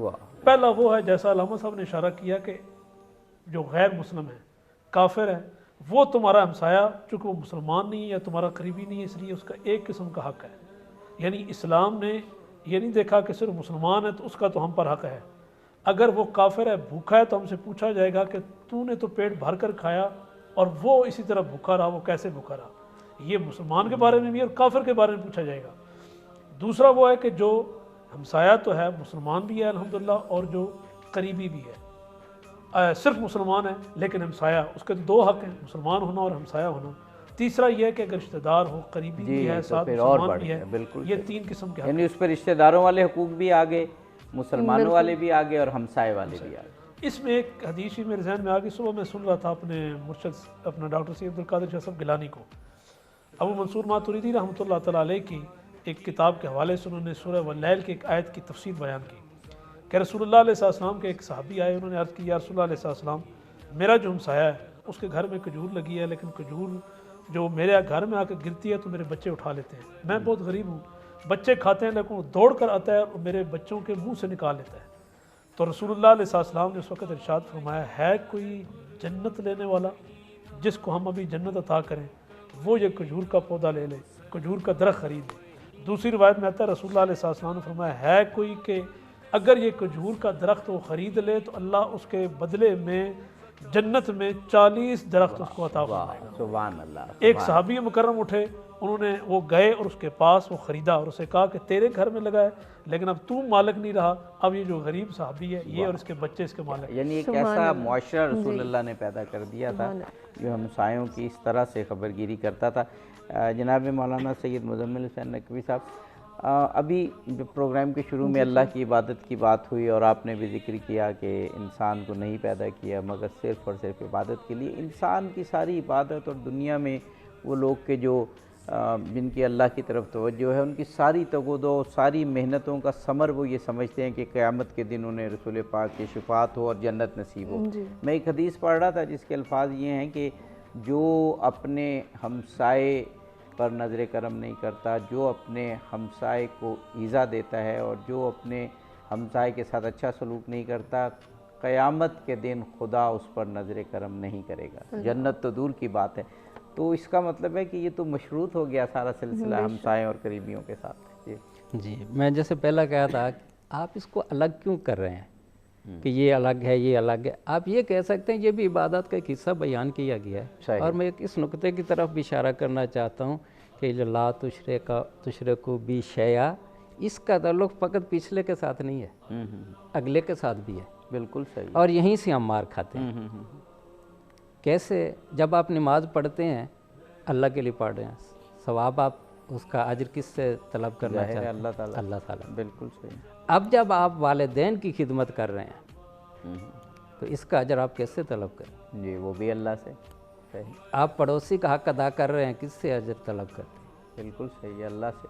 جب ہم یہ کہتے ہیں کہ میں پڑوسی کے ساتھ اچھا سلوک کر رہا ہوں لہذا وہ بھی میرے ساتھ اچھا سلوک. واہ واہ واہ واہ واہ. تو یہیں سے خرابی، یہیں سے انسنسیئرٹی شروع ہو گئی، یعنی اخلاص یہاں پہ ختم ہو گیا. اس کا مطلب ہے آپ یہاں بھی شرک کر رہے ہیں. بہت خوبصورت نقطہ آپ نے بیان کیا. ادھر آپ کہہ رہے تھے میں اللہ کی خاطر اس سے اچھا سلوک کر رہا ہوں، پھر آپ ذہن میں یہ بھی رکھ رہے ہیں لہذا وہ بھی مجھے دے. آج میں نے اس کے گھر میں کھانا بھیجا ہے لہذا توقع رکھ کے بیٹھا ہوں وہ بھی کل میرے گھر میں بھیج.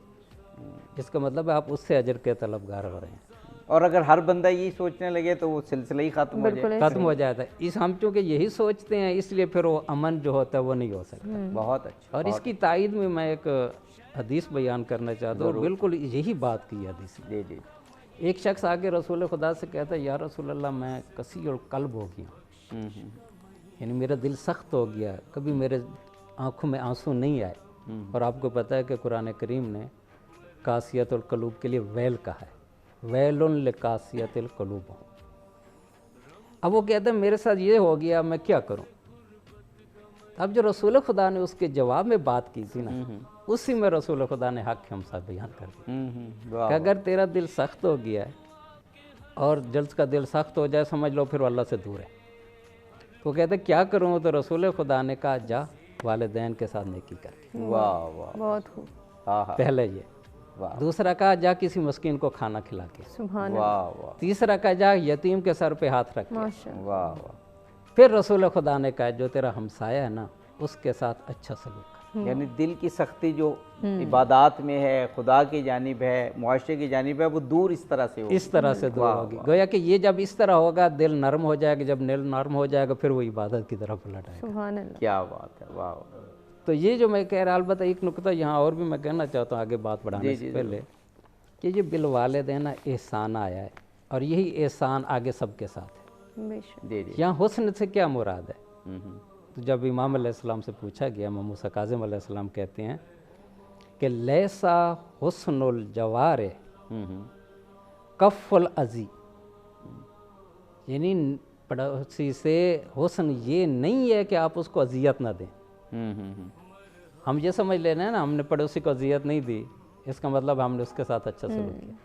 हम कहते हैं ये हुस्न नहीं है, ये पड़ोसी का आगे नहीं है, बल्कि क्या है, लकिन्ना हुस्ना जवारे अस्सब्रो अलल अज़ी। एहसान ये है, हुस्न ये है पड़ोसी के साथ कि वो आपको अजियत दे रहा है, आप सब्र कर जाते हैं। ये हुस्न है। वाह, यानी अल्लाह ताला ने इसका हुक्म दिया। हाँ, ये हुस्न है, ये नहीं वैसे अजियत देना तो किसी को हराम है। सही जानवर को भी देना अजियत हराम है, तो अल्लाह की वगैरह उससे ना, अल्लाह तो कह रहे हुस्न करो ना, कि अल्लाह कह रहा अजियत नहीं करो। हाँ, तो वो जो हदीस में बयान कर रहा था, तो उसमें कहा वालिदैन के जाके एहतराम करके, उसके बाद यतीम को सर पे हाथ रख किया, मस्कीन को खाना खिला गया। फिर जब पड़ोसी की बात की तो फिर सारे हकूक़ बयान कर। बहुत माशाअल्लाह, कि पड़ोसी के साथ अच्छा सलूक करना है। फिर रसूल खुदा ने कहा अगर वो तुझे बुलाए तो इजाबत कर। फ़र्ज़ करो कहता है एक दफ़ा हमारे घर आ जाओ, अब मैं नहीं जाता उसके घर, तो इसका मतलब मैंने हक मार दिया उसका। देखिए बाद रिवायत तो ये भी है कि अगर दो आदमी आपको बुला रहे हैं, जो करीब वाला है पड़ोसी, आप पहले उसकी बात सुन। अच्छा, एक ये, दूसरा रसूल मुकद्दम है। हाँ, उसका हक मुकद्दम है। तक वाजिबात में भी यही है, खुम्स है, ज़कात है, उसमें भी यही है। घर से शुरू करो, फिर पड़ोसी से शुरू करो, फिर उससे आगे, फिर शहर से आगे। ये जो हमने अगर मसलन फितराना देना है, सदका देना है, तो जो उस मुस्तहिक की कैटेगरी में आएंगे और शराइत पूरी करेंगे, उनमें सबसे पहले हमसाए का। बल्कि अब तक रसूल खुदा के पास एक आदमी आया, कहता है या रसूल अल्लाह एक दिरहम सदका। हम तो फितराना बड़ी बड़ी दूर पहुंचा देते हैं। कहता है या रसूल अल्लाह मेरे पास एक दिरहम सदके का है, किसको दे के आऊँ? कहा जा माँ को दे के आ। वो माँ को दे के आया। फिर एक लेके आ गया, एक और भी है, वो किसके दूँ? कहा जा बाप को दे। फिर वो कहते एक और भी है, कहता है जा अपने बच्चों को दे के आ। फिर कहा कि एक और भी है, का बीवी को दे दे। उसके बाद का एक और भी कहता है पड़ोसी को दे। यानी पहले अपने जो करीबी हैं वो उनके मुआशरा बनता ही ऐसे है। अगर आप जो साथ साथ बैठे हैं वो आपस में लड़ रहे हैं, एक दूसरे हक पूरे नहीं कर रहे, तो कैसे मुतमईन हो सकते? फिर वो बाहर क्या अमन बांटेंगे, क्या सलामती बांटेंगे जब अपने घर में। तो दूसरा देखें, हालांकि बहुत आसान है, यानी ये नहीं है कि हक अदा करने मुश्किल है, आसान है। दूसरी बात क्या कि रसूल खुदा ने कि अगर तेरे पड़ोसी को कोई खुशी नसीब होती है, कोई नेमत मिल जाती है, तो जाके उसको मुबारकबाद दे के। जी जी बिल्कुल। अगर उसको कोई गम आता है तो फिर जाके उसके गम को बटा के। अगर वो तो इससे कर्ज मांगता है तो उसको कर्ज दे। और एक अहम बात जो रसूल खुदा ने की ना, रसूल खुदा ने कहा ये लोग जो अपने घरों की दीवारें पड़ोसियों की दीवारों से बुलंद रखते हैं, और अगर उनकी दीवार की वजह से पड़ोसियों के घर में हवा नहीं आई, तो फिर कोया कि उसने हक अदा नहीं किया। हत्ता कि तुम्हारे हम अपनी जगह पे दीवार बना रहे हैं। हाँ, जगह अपनी बना रहे हैं, लेकिन उसकी वजह से क्योंकि वो डिस्टर्ब हुआ है, लिहाजा तूने हक मार लिया। इसी तरह एक और अहम बात की कि जो आपका किचन है उसकी बू उसको तक ना पहुँचे। अगर उस तक बू पहुँचती है तो इसका हल भी बताया जाए, अब बू तो पहुँचेगी। तो रसूल खुदा ने कहा कि थोड़ा सा खाना फिर उसके आप भेज दो। हत्ता कि ये भी जुमला कि खाने में थोड़ा पानी डाल दो, ज़्यादा हो जाएगा, तो थोड़ा एक प्याली यानी एक तरीका बताया कि ज़्यादा बनाने का। जी। और एक और बात यही की रसूल खुदा ने कि अगर तुम फल ख़रीद के आ रहे हो ना, तो थोड़े से जो है ना पड़ोसी को भी दो, और अगर तुम नहीं दे सकते तो छुपा के लाओ। अच्छा, वैसे ये है, मैं एक बात बताऊँ, जो हमारी पुरानी रिवायात हैं ना, उनमें ये सारी चीज़ें तकरीबन थी। घरों में जब फल आता था तो साथ देते थे। के हवाले से भी बहुत जी जी। तो ये पुरानी अभी जो रिवायत हैं वो तो ऐसी हो गई हैं कि कोई 10, 12, 15 दिन बाद हमसाया आता है और वो कहता है कि आपको पता ही नहीं चला, हमारे घर चोरी हो गई और लोग ट्रक लेके आए और सामान ले गए। तो वो फिर कहता है दूसरा हमसाया कि हमारी कौन सा आपसे वाक़फ़ियत है, हम तो समझा घर शिफ्ट कर रहे हैं आप।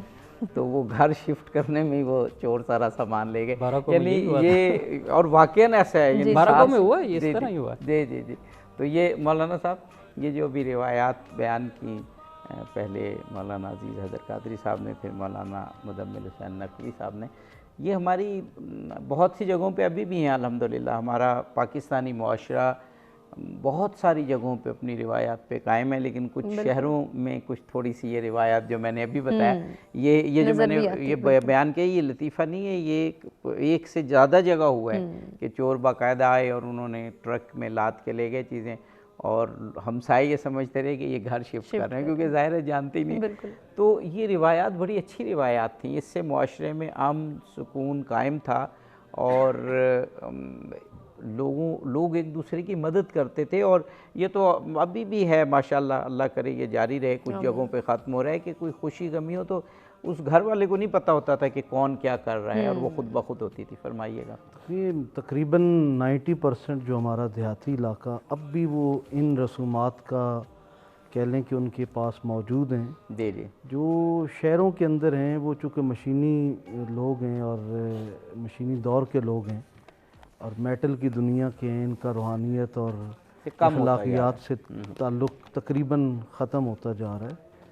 ایسے میں ان سے یہ توقع رکھنا، کیونکہ انہیں خبر بھی نہیں ہوتی ہے کہ کون کتنے دن کے لیے میرا پڑوسی بن رہا ہے اور کتنے دن رہے گا، تو ایسے میں میرا خیال ہے کہ انہیں چاہیے کہ ہمارے ہاں جیسے شہروں کے اندر بھی کچھ کمیٹیاں محلے کی حد تک بنتی ہیں، جی جی جی، ان کی یہ ذمہ داری ہے کہ مہینے میں کوئی ایک آدھ دفعہ، ہفتے میں ایک آدھ دفعہ میٹنگز اپنی کروا دیں تاکہ ہم چہرہ آشنائی، پھر ہمارے یہاں لاک ڈاؤن نے قریب انشاءاللہ ختم ہونا ہے پوری دنیا سے انشاءاللہ، تو مساجد ایک کمیونٹی سینٹر بھی ہے، عبادت کا مرکز بہت آپ نے بھی ہے، صحیح کہا، میں یہ سوال کرنے والا تھا، آپ نے خود کر دیا۔ ایک دوسرے کی چہرہ شناسائی ہوتی ہے، پھر جمعے کا پوچھا جاتا تھا کہ بھئی وہ بندہ نماز پہ نہیں آ رہا کیا بھائی، پھر جمعے کا دن اس سے بڑی عبادت کا دن ہے، اس میں زیادہ لوگ اکٹھے ہو جاتے ہیں، وہ بھی ایک دوسرے کو دیکھ لیتے ہیں۔ تو یہ جو عدم تعارف ہے، اس کو ختم کرنے کا ایک ہمارا سب سے بڑا مرکز یقیناً اللہ کا گھر ہے، جہاں بطور مسلمان ہم نے آنا ہی آنا ہوتا ہے، فرض جو ہے ایک عبادت۔ اور پھر خواتین جب بنا تعارف کے رہ رہی ہوتی ہیں محلے میں آپس میں، تو پھر کچھ چیز مانگتے ہوئے شرم بھی آتی ہے۔ حضور فرماتے ہیں اگر تمہارے گھر میں کوئی پڑوسن آ کے مانگے تو اسے منع نہ کرو، اللہ کو یہ سخت ناپسند، اور اس پر وعید قرآن نے بھی سنائی ہے۔ حضور صحابہ کے درمیان تشریف فرمایا اور 3 بار فرمایا کہ اے صحابہ وہ شخص مومن نہیں ہو سکتا، اللہ کی قسم وہ شخص مومن نہیں ہو سکتا۔ صحابہ بڑے حیران ہوئے کہ 3 بار حضور یہ فرما رہے ہیں۔ پوچھا کون سا شخص؟ فرمایا کہ جس کے شر سے اس کے پڑوسی محفوظ نہیں ہیں۔ صحیح بات۔ فرمایا کہ اگر تم چاہتے ہو کہ اللہ اور اس کا رسول تمہیں عزیز رکھیں، تمہیں دوست رکھیں، تو تم اپنے پڑوسیوں کے حق میں بہتر ہو جاؤ۔ سبحان اللہ۔ اب ایک صوفی بزرگ بڑے اللہ کے کامل ولی حضرت سید بایزید بستامی رحمۃ اللہ علیہ جذب کی کیفیت میں، اور ایک شخص آیا اور پوچھتا ہے انتا بایزید، تو اس کیفیت میں وہ ایک روحانی اور عرفانی کیفیت تھی، کہتے ہیں لعن اللہ علی یزید انا با حسین انا با حسین انا با حسین، یزید پر اللہ کی لعنت ہو، میں حسین کے ساتھ ہوں، میں حسین کے ساتھ ہوں، میں حسین کے ساتھ ہوں۔ اب وہ ایک یہودی کے پڑوس میں رہتے تھے اور 40 سال رہے۔ 40 سال جو ہے وہ جب حضرت بایزید بستامی کا جنازہ ہوا تو وہ یہودی بھی آ کے آنسو بہا رہا ہے نا، تو وہ علماء کی عادت ہوتی ہے کلمہ پڑھانا، چاہے ان کو چاہے اخلاقیات کبھی سبق میں بھی نہ پڑھائے ہوں، لیکن کلمہ لازمی پڑھانا ہے۔ وہ کہتے ہیں جی کلمہ پڑھ لیں، آپ اتنے بڑے اللہ کے ولی کے پڑوس میں رہتے تھے۔ انہوں نے کہا کہ میں 40 سال اس کے ساتھ رہا، یہ سین میں جہاں جائے نماز پھیلاتے تھے، وہاں میں اپنے پورے دن کا کوڑا کرکٹ پھینکتا تھا، پاخانہ پھینکتا تھا تاکہ یہ نماز سے محروم ہو۔ 40 سال میں ایک بار بھی ان کے چہرے پہ شکن نہیں آیا۔ اگر اسلام یہ ہے اس بابے والا، پھر تو میری توبہ، اور اگر آپ والا اسلام ہے تو اس سے میں کافر بہتر ہوں۔ مطلب یہ ہے کہ ان اولیاء اللہ نے اپنے پڑوسیوں کے حقوق ایسے ادا کیے کہ اگر وہ غیر مسلم اور یہودی بھی ہے تب بھی ان اولیاء اللہ کے ماتھوں پہ شکن تک نہیں آتی۔ سبحان اللہ۔ اسی خوبصورت واقعے اور نوٹ کے ساتھ ہم جی ناظرین، ہم افطار کے وقفے کی جانب بڑھ رہے ہیں، حاضر ہوتے ہیں افطار کے بعد۔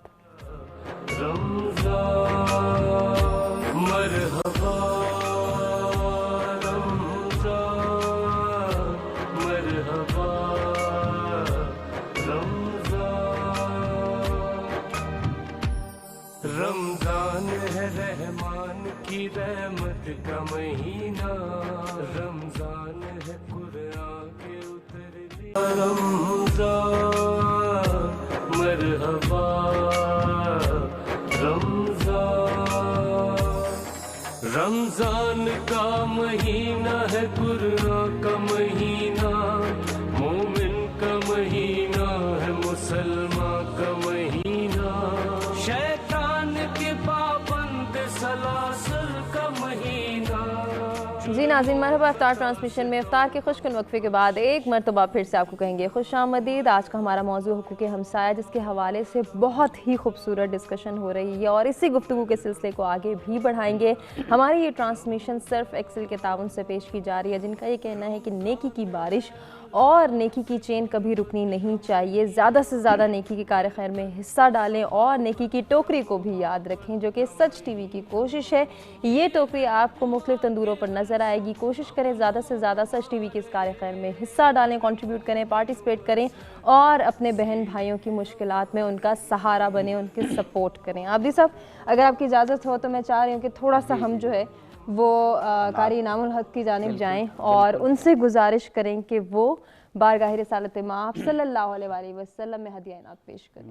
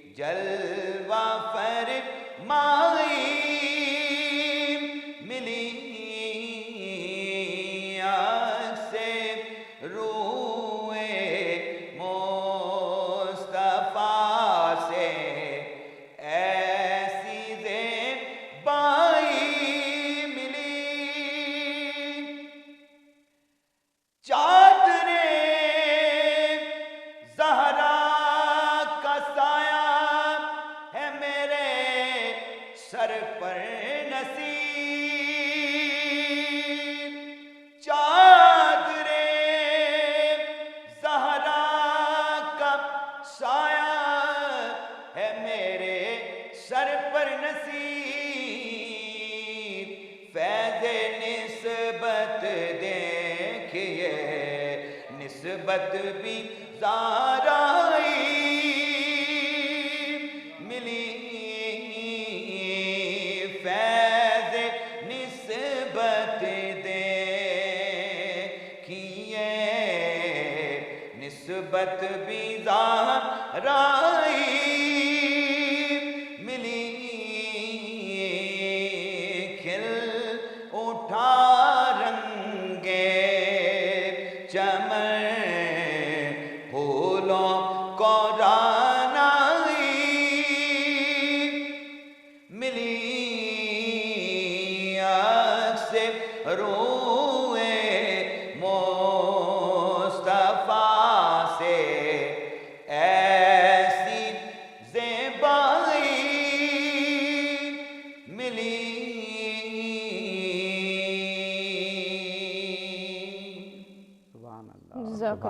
सुभान अल्लाह। बाज़ कलाम अपने अल्फाज के हवाले से और अपने मानी वो बयान के हवाले से इतने خوبصورت اور بامانی اور صحیح ہوتے ہیں.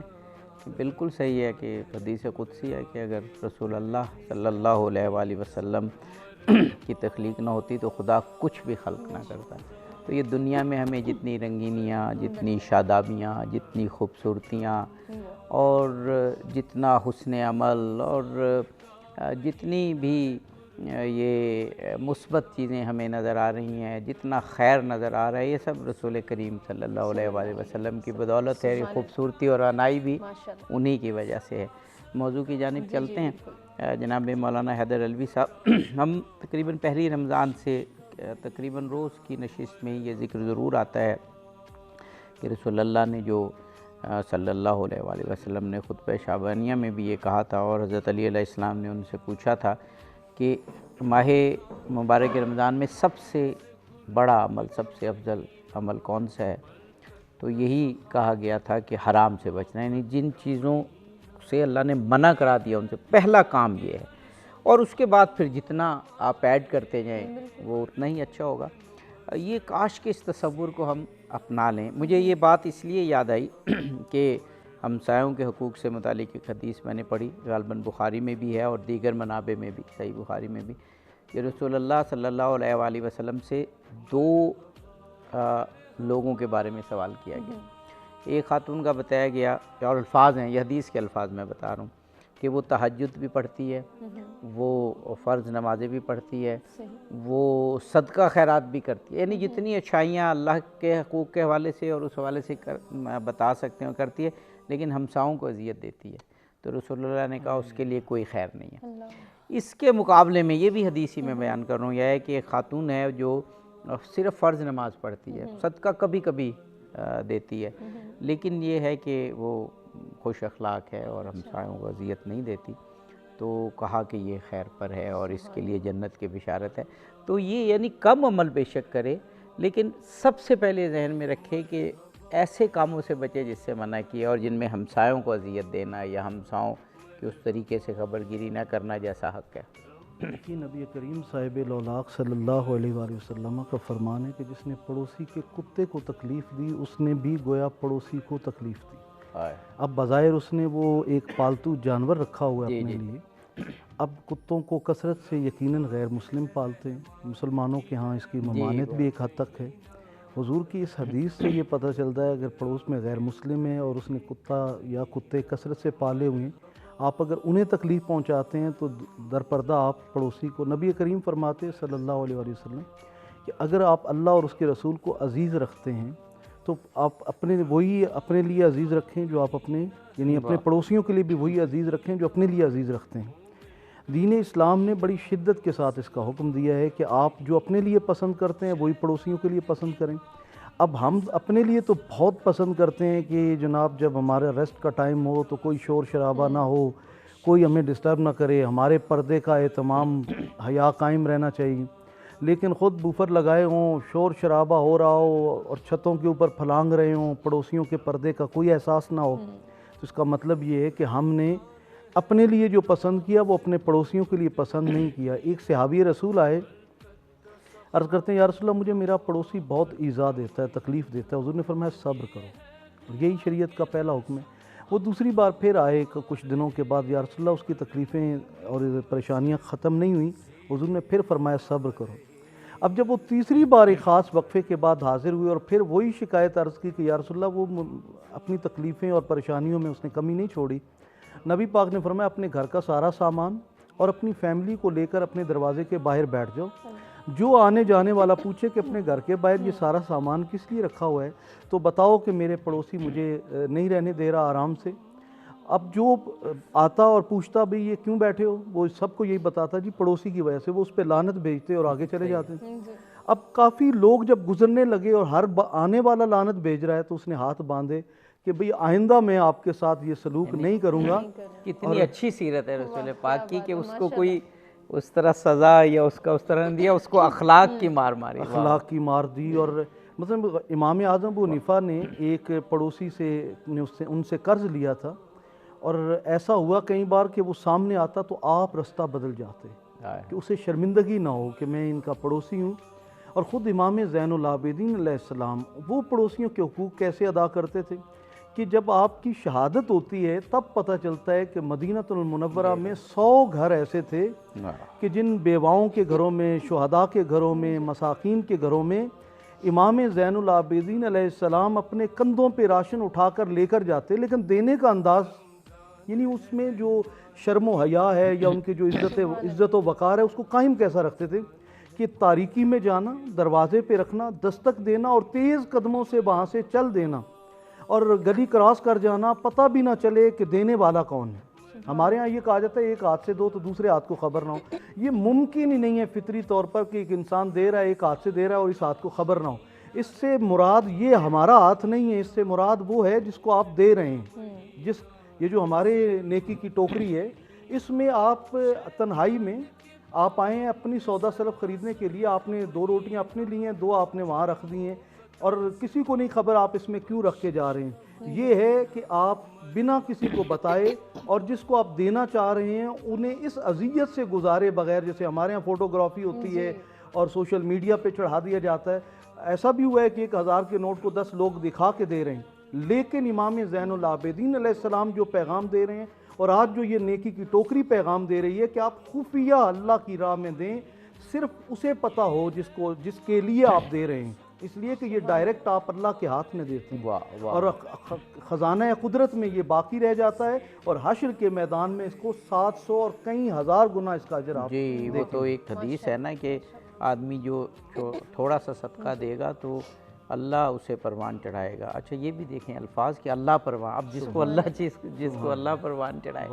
تو وہ قیامت کے دن وہ بالکل معمولی سا صدقہ کوہ احد کے پہاڑ یعنی کوہ احد کے برابر وہ ہو جائے گا۔ تو یہ بالکل صحیح فرمایا، اور آپ بھی جو تذکرہ کرتی ہیں کہ جو لوگ آسانیاں پرووائڈ کرتے ہیں اور لوگوں سے ان کا حق لے کر یا جو خیرات لے کر یا انفاق کا سبب بنتے ہیں وہ بھی بے حد ثواب کے مستحق ہیں۔ رسول اللہ کی حدیث ہے کہ اگر 80 لوگ بھی واسطہ بنتے ہیں نا، یعنی ایک بندے نے انفاق کیا 80 ہاتھوں سے ہوتا ہوا پھر پہنچا وہ کسی مستحق کے پاس تو وہ پوری جو چین ہے اس کو ثواب ملے گا۔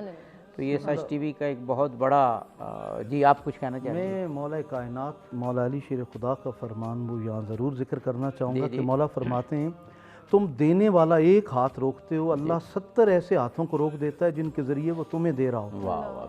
یعنی یہ دنیا اسباب کی ہے، یعنی حضور فرماتے ہیں من حاج مسلم فی دنیا حاج اللہ یوم القیامہ، تم دنیا میں کسی کی ضرورت پوری کرتے ہو اللہ قیامت کو تمہاری ضرورت پوری کرے گا، لیکن ضرورت پوری کرنے کا انداز وہ امام زین العابدین علیہ السلام والا کہ جب کسی کو دے دیتے تو پھر سر سجدے میں رکھ کے کہتے مالک یہ تیرا سوال ہی تھا، یہ تیری کرم نوازی کہ تو نے اسے میرا گھر دکھایا، میرا دروازہ دکھایا۔ سبحان اللہ۔ ہم انشاءاللہ جو ہر ماہ مبارک رمضان میں ایک موضوع رکھتے ہیں جس میں صدقہ، خیرات، انفاق، اور پھر اس میں یہ کانسیپٹ کہ یہ حدیث کے مفہوم ہیں، الفاظ ہیں کہ یہ جو ہم دے رہے ہیں یہ اس طرح سے کوئی احسان نہیں کر رہے بلکہ اللہ تعالیٰ نے یہ کیونکہ دنیا آزمائش گاہ ہے تو کسی کو زیادہ دے کے آزمایا ہے، کسی کو کم دے کے، جس کو زیادہ دیا ہے یہ کہا ہے کہ وہ جن کے پاس کم ہے تمہارے پاس ان کا حصہ ہے تو ہم ان کا حصہ انہیں دیتے ہیں ورنہ گناہ گار ہوں گے۔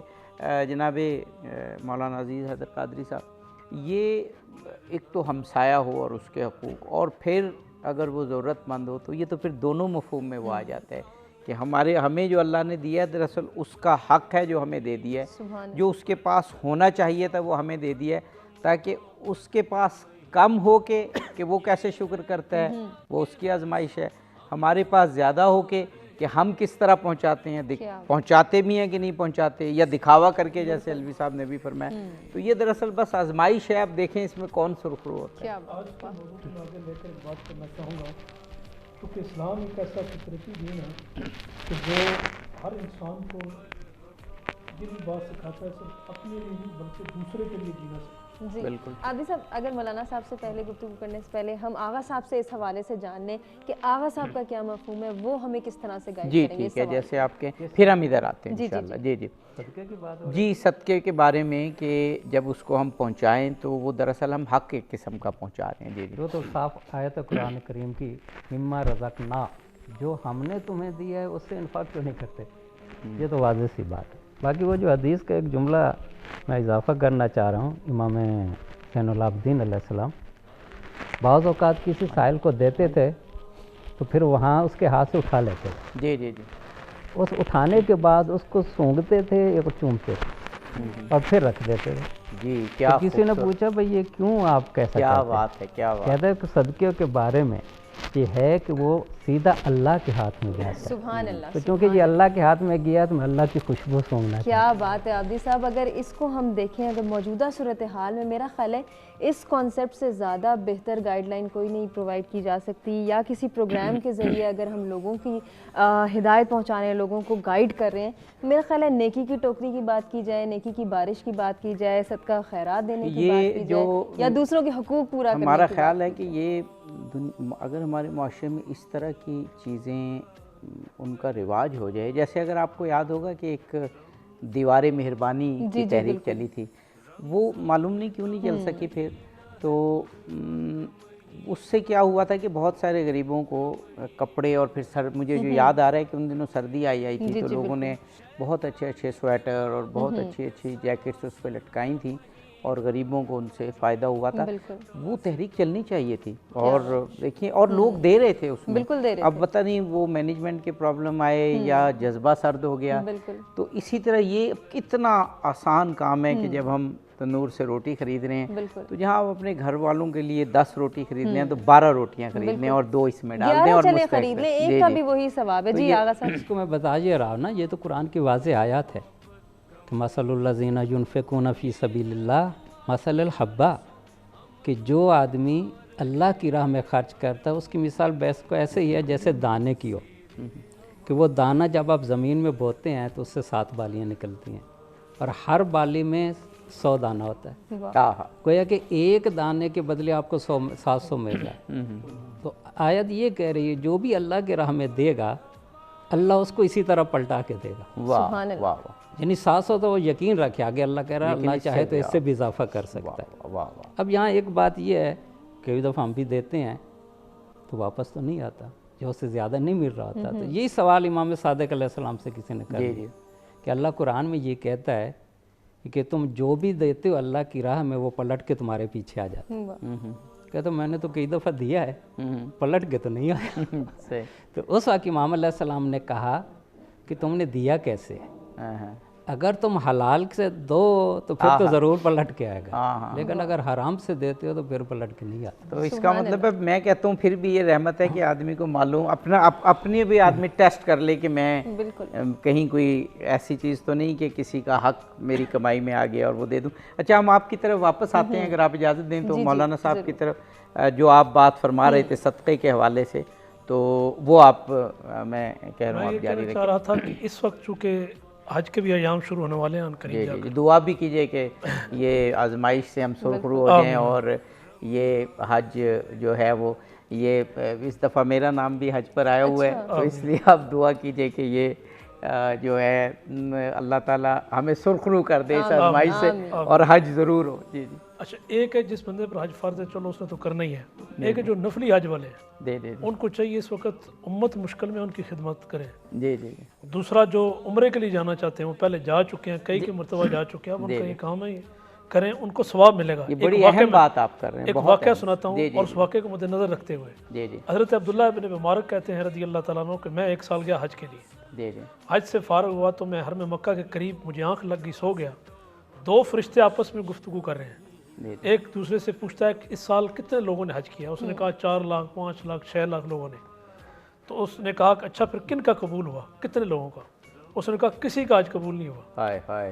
لیکن ساتھ ہی کہتے ہیں کہ ایک بندہ ہے دمشق وہاں رہنے والا اور وہ جوتے گاڑنے کا کام کرتا ہے, ایک موچی ہے, اس کی وجہ سے اس کا بھی اللہ نے حج قبول کیا ہے, اس کو حج کا ثواب دیا ہے, اس کی وجہ سے تمام حاجیوں کا اللہ نے حج قبول کر لیا. حضرت عبداللہ ابن مبارک رضی اللہ تعالیٰ عنہ کہتے ہیں میں وہاں سے چل پڑا تلاش میں یار کہ وہ اللہ کا نیک بندہ کون ہے. دمشق میں جب پہنچا تو میں نے وہ تلاش کیا, نام لے کر پوچھا کسی نے کہا جی فلاں گھر میں رہتے ہیں. دروازے پر دستک دی, وہ باہر آئے. میں نے کہا یار حضرت میں آپ سے ایک بات پوچھنا چاہتا ہوں اکیلے میں. انہوں نے کہا پوچھئے. انہوں نے کہا یہ معاملہ میں نے خواب دیکھا ہے, 2 فرشتوں نے آپس میں گفتگو کی, تمہارا ذکر ہوا, تو کیا تو نے کون سا عمل کیا ہے کہ تیری وجہ سے 6 لاکھ بندوں کا حج قبول ہوا ہے. اس کی آنکھوں میں آنسو آ گئے. اس نے کہا کہ میں ساری زندگی حلال کمائی کی ہے, جوتے گاڑنے کا کام کیا ہے. 300 دینار جو اس وقت رائج الوقت حج کے لیے بنتے تھے میں نے اکٹھے کیے کہ میں حج میں جاؤں گا. حج پر جانے کا ارادہ کیا ہوا تھا. ہوا یہ کہ ساتھ جو میرا ہمسایہ تھا اس کے گھر سے کوئی خوشبو ایسی آ رہی تھی کھانے کی, تو میری وائف نے کہا زوجہ نے کہ جا کر اس یار کو مانگو, بڑی خوشبو اچھی آ رہی ہے, کیا اس نے پکایا ہوا ہے. میں جب گیا دروازے پر دستک دی تو آگے سے وہ نکلا. میں نے کہا جی حضرت جی کیا پکایا ہوا ہے. اس نے کہا یار میں بتلانے کے قابل نہیں ہوں. نہیں پوچھو تو اچھا ہے. کہا میں تمہارا ہمسایہ ہوں, تم مجھے پہچانتے بھی ہو, بتلاؤ تو صحیح. رونے لگ پڑا. اس نے کہا 10 دنوں سے میرے بچے اور میں ہم بھوکے تھے, تو ہم کوئی اور مانگ بھی نہیں سکے کسی سے. سفید پوش لوگ ہر دور میں ہوتے ہیں. تو اس نے کہا گدھا مرا ہوا پڑا تھا, وہ میں لایا اور وہ میں پکا رہا تھا, جو اس کی خوشبو تھی جو تمہارے تک پہنچی. یہ گھر میں گیا, 300 دینار جو اس نے حج کے لیے اکٹھے کیے ہوئے تھے اس کے حوالے کر دیے. ہمسایہ کا بھی خیال رکھا. اب دیکھیں اس نے ایسا جو نیکی کا کام کیا, خود نہیں گیا, گھر بیٹھے بیٹھے حج کا ثواب بھی پا لیا, اور اس مرتبہ سارے حج اس کے باعث قبول ہوئے. واہ واہ واہ. جناب مولانا صاحب میرا سوال اب ایک تھوڑا ذرا جس کو کہیے کمپریہنسو جامع حوالے سے ہے کہ یہ جو ہمسائے کے ہم حقوق کی بات کر رہے ہیں, پہلے بھی ذکر ہوا لیکن اس کو بطور سوال میں پیش کر رہا ہوں. یہ انڈیویجول انفرادی ایک فرد کے حوالے سے تو ایک نیک عمل ہے ہی, لیکن میں تو اس کو ایسے دیکھتا ہوں کہ جب یہ 40 گھر کا ریڈیس بنتا ہے تو یہ دراصل اسلام کا ایک سماجی سسٹم ہے. یعنی اگر ہم یہ ادا نہیں کریں گے تو انفرادی تو فرض ادا ہوگا ہی نہیں, بلکہ ایک جو اسلام کا ایک اجتماعی سسٹم ہے اس میں بھی رکھنا پڑے گا. ہر بندہ اپنا ریڈیس دیکھ کے 40 گھر کرے تو کون بھوکا رہے گا, کون پریشان رہے گا. فرمائیے. بیان یہ حدیث امام صادق علیہ السلام سے ہے ماشاءاللہ, کہ اس پہ بھی تھوڑی بات ہو جائے. جب ہم حق ادا کرتے ہیں تو فائدہ کیا ہوتا ہے, جی حق ادا نہیں کرتے تو نقصان کیا ہوتا ہے. جی اب ہمارا وقت ذرا کم رہ گیا, تو بس یہی آپ حدیث سن لیں. امام علیہ السلام 1-2 منٹ ہیں, آپ 1-2 منٹ لے سکتے ہیں. امام علیہ السلام کہتے ہیں کہ حقوق ادا کرنے سے, ہمسائے کے حق ادا کرنے سے پہلا جو اجر ملتا ہے یزید و فی الرزق, اس کا رزق بڑھا دیا جاتا ہے.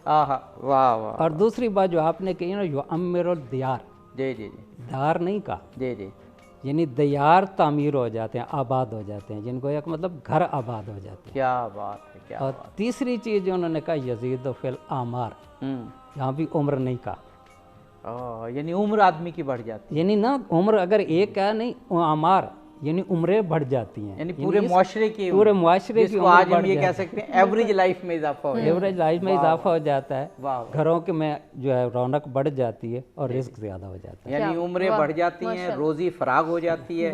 جی. اور یہی جو آپ کہتے ہیں نا کہ ہر انسان سکون کی تلاش میں ہوتا ہے, سکون کے لیے یہی چیزیں. میرا خیال ہے بہت اچھا پیغام صاحب علماء. آج کا پروگرام کمال کا پروگرام تھا, عبادت کے حوالے سے, پھر شرک سے بچنے کے حوالے سے, اور پھر اس کے ذیل میں ہمسایوں کے. بے شک ایسا ہی ہے. تمام مہمانوں کا شکریہ ادا کرنا چاہیں گے جن سے بہت کچھ سیکھنے کا موقع ملا. عابدی صاحب آپ کا بھی شکریہ ادا کریں گے. ناظرین جانے کا وقت قریب ہے, انشاءاللہ کل کچھ نئے موضوعات کے ساتھ آپ کی خدمت میں حاضر ہوں گے. تب تک کے لیے اللہ نگہبان. اور جاتے جاتے قاری انعام الحق صاحب سے گزارش کہ وہ اختتامی کلام پیش کریں.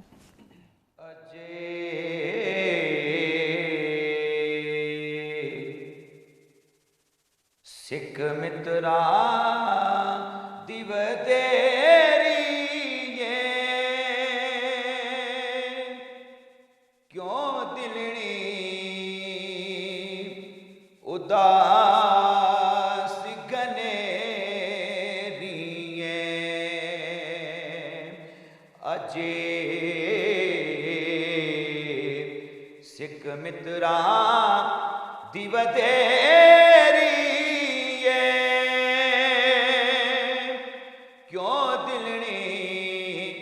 اداس گنیری لو لو وچ شوق چنگیری اج نینا لایا کیوں جھڑیاں اجے سکھ مترا دیو تیری کیوں دلنی اداس گنیری चैद बदर शाशानिए मथे चमकदी लाट नुरानिए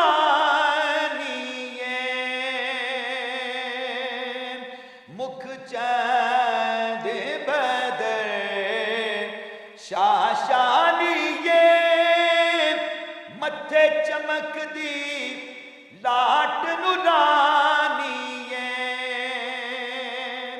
काली जुल्फ ते अख मस्तानिए मखमूरे अखीं हिन मध भरियां अजे सिख मित्रा दी वधेरी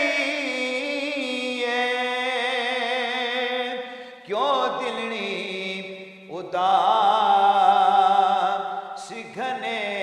घनेरिए सुबहान अल्लाह माजी मलका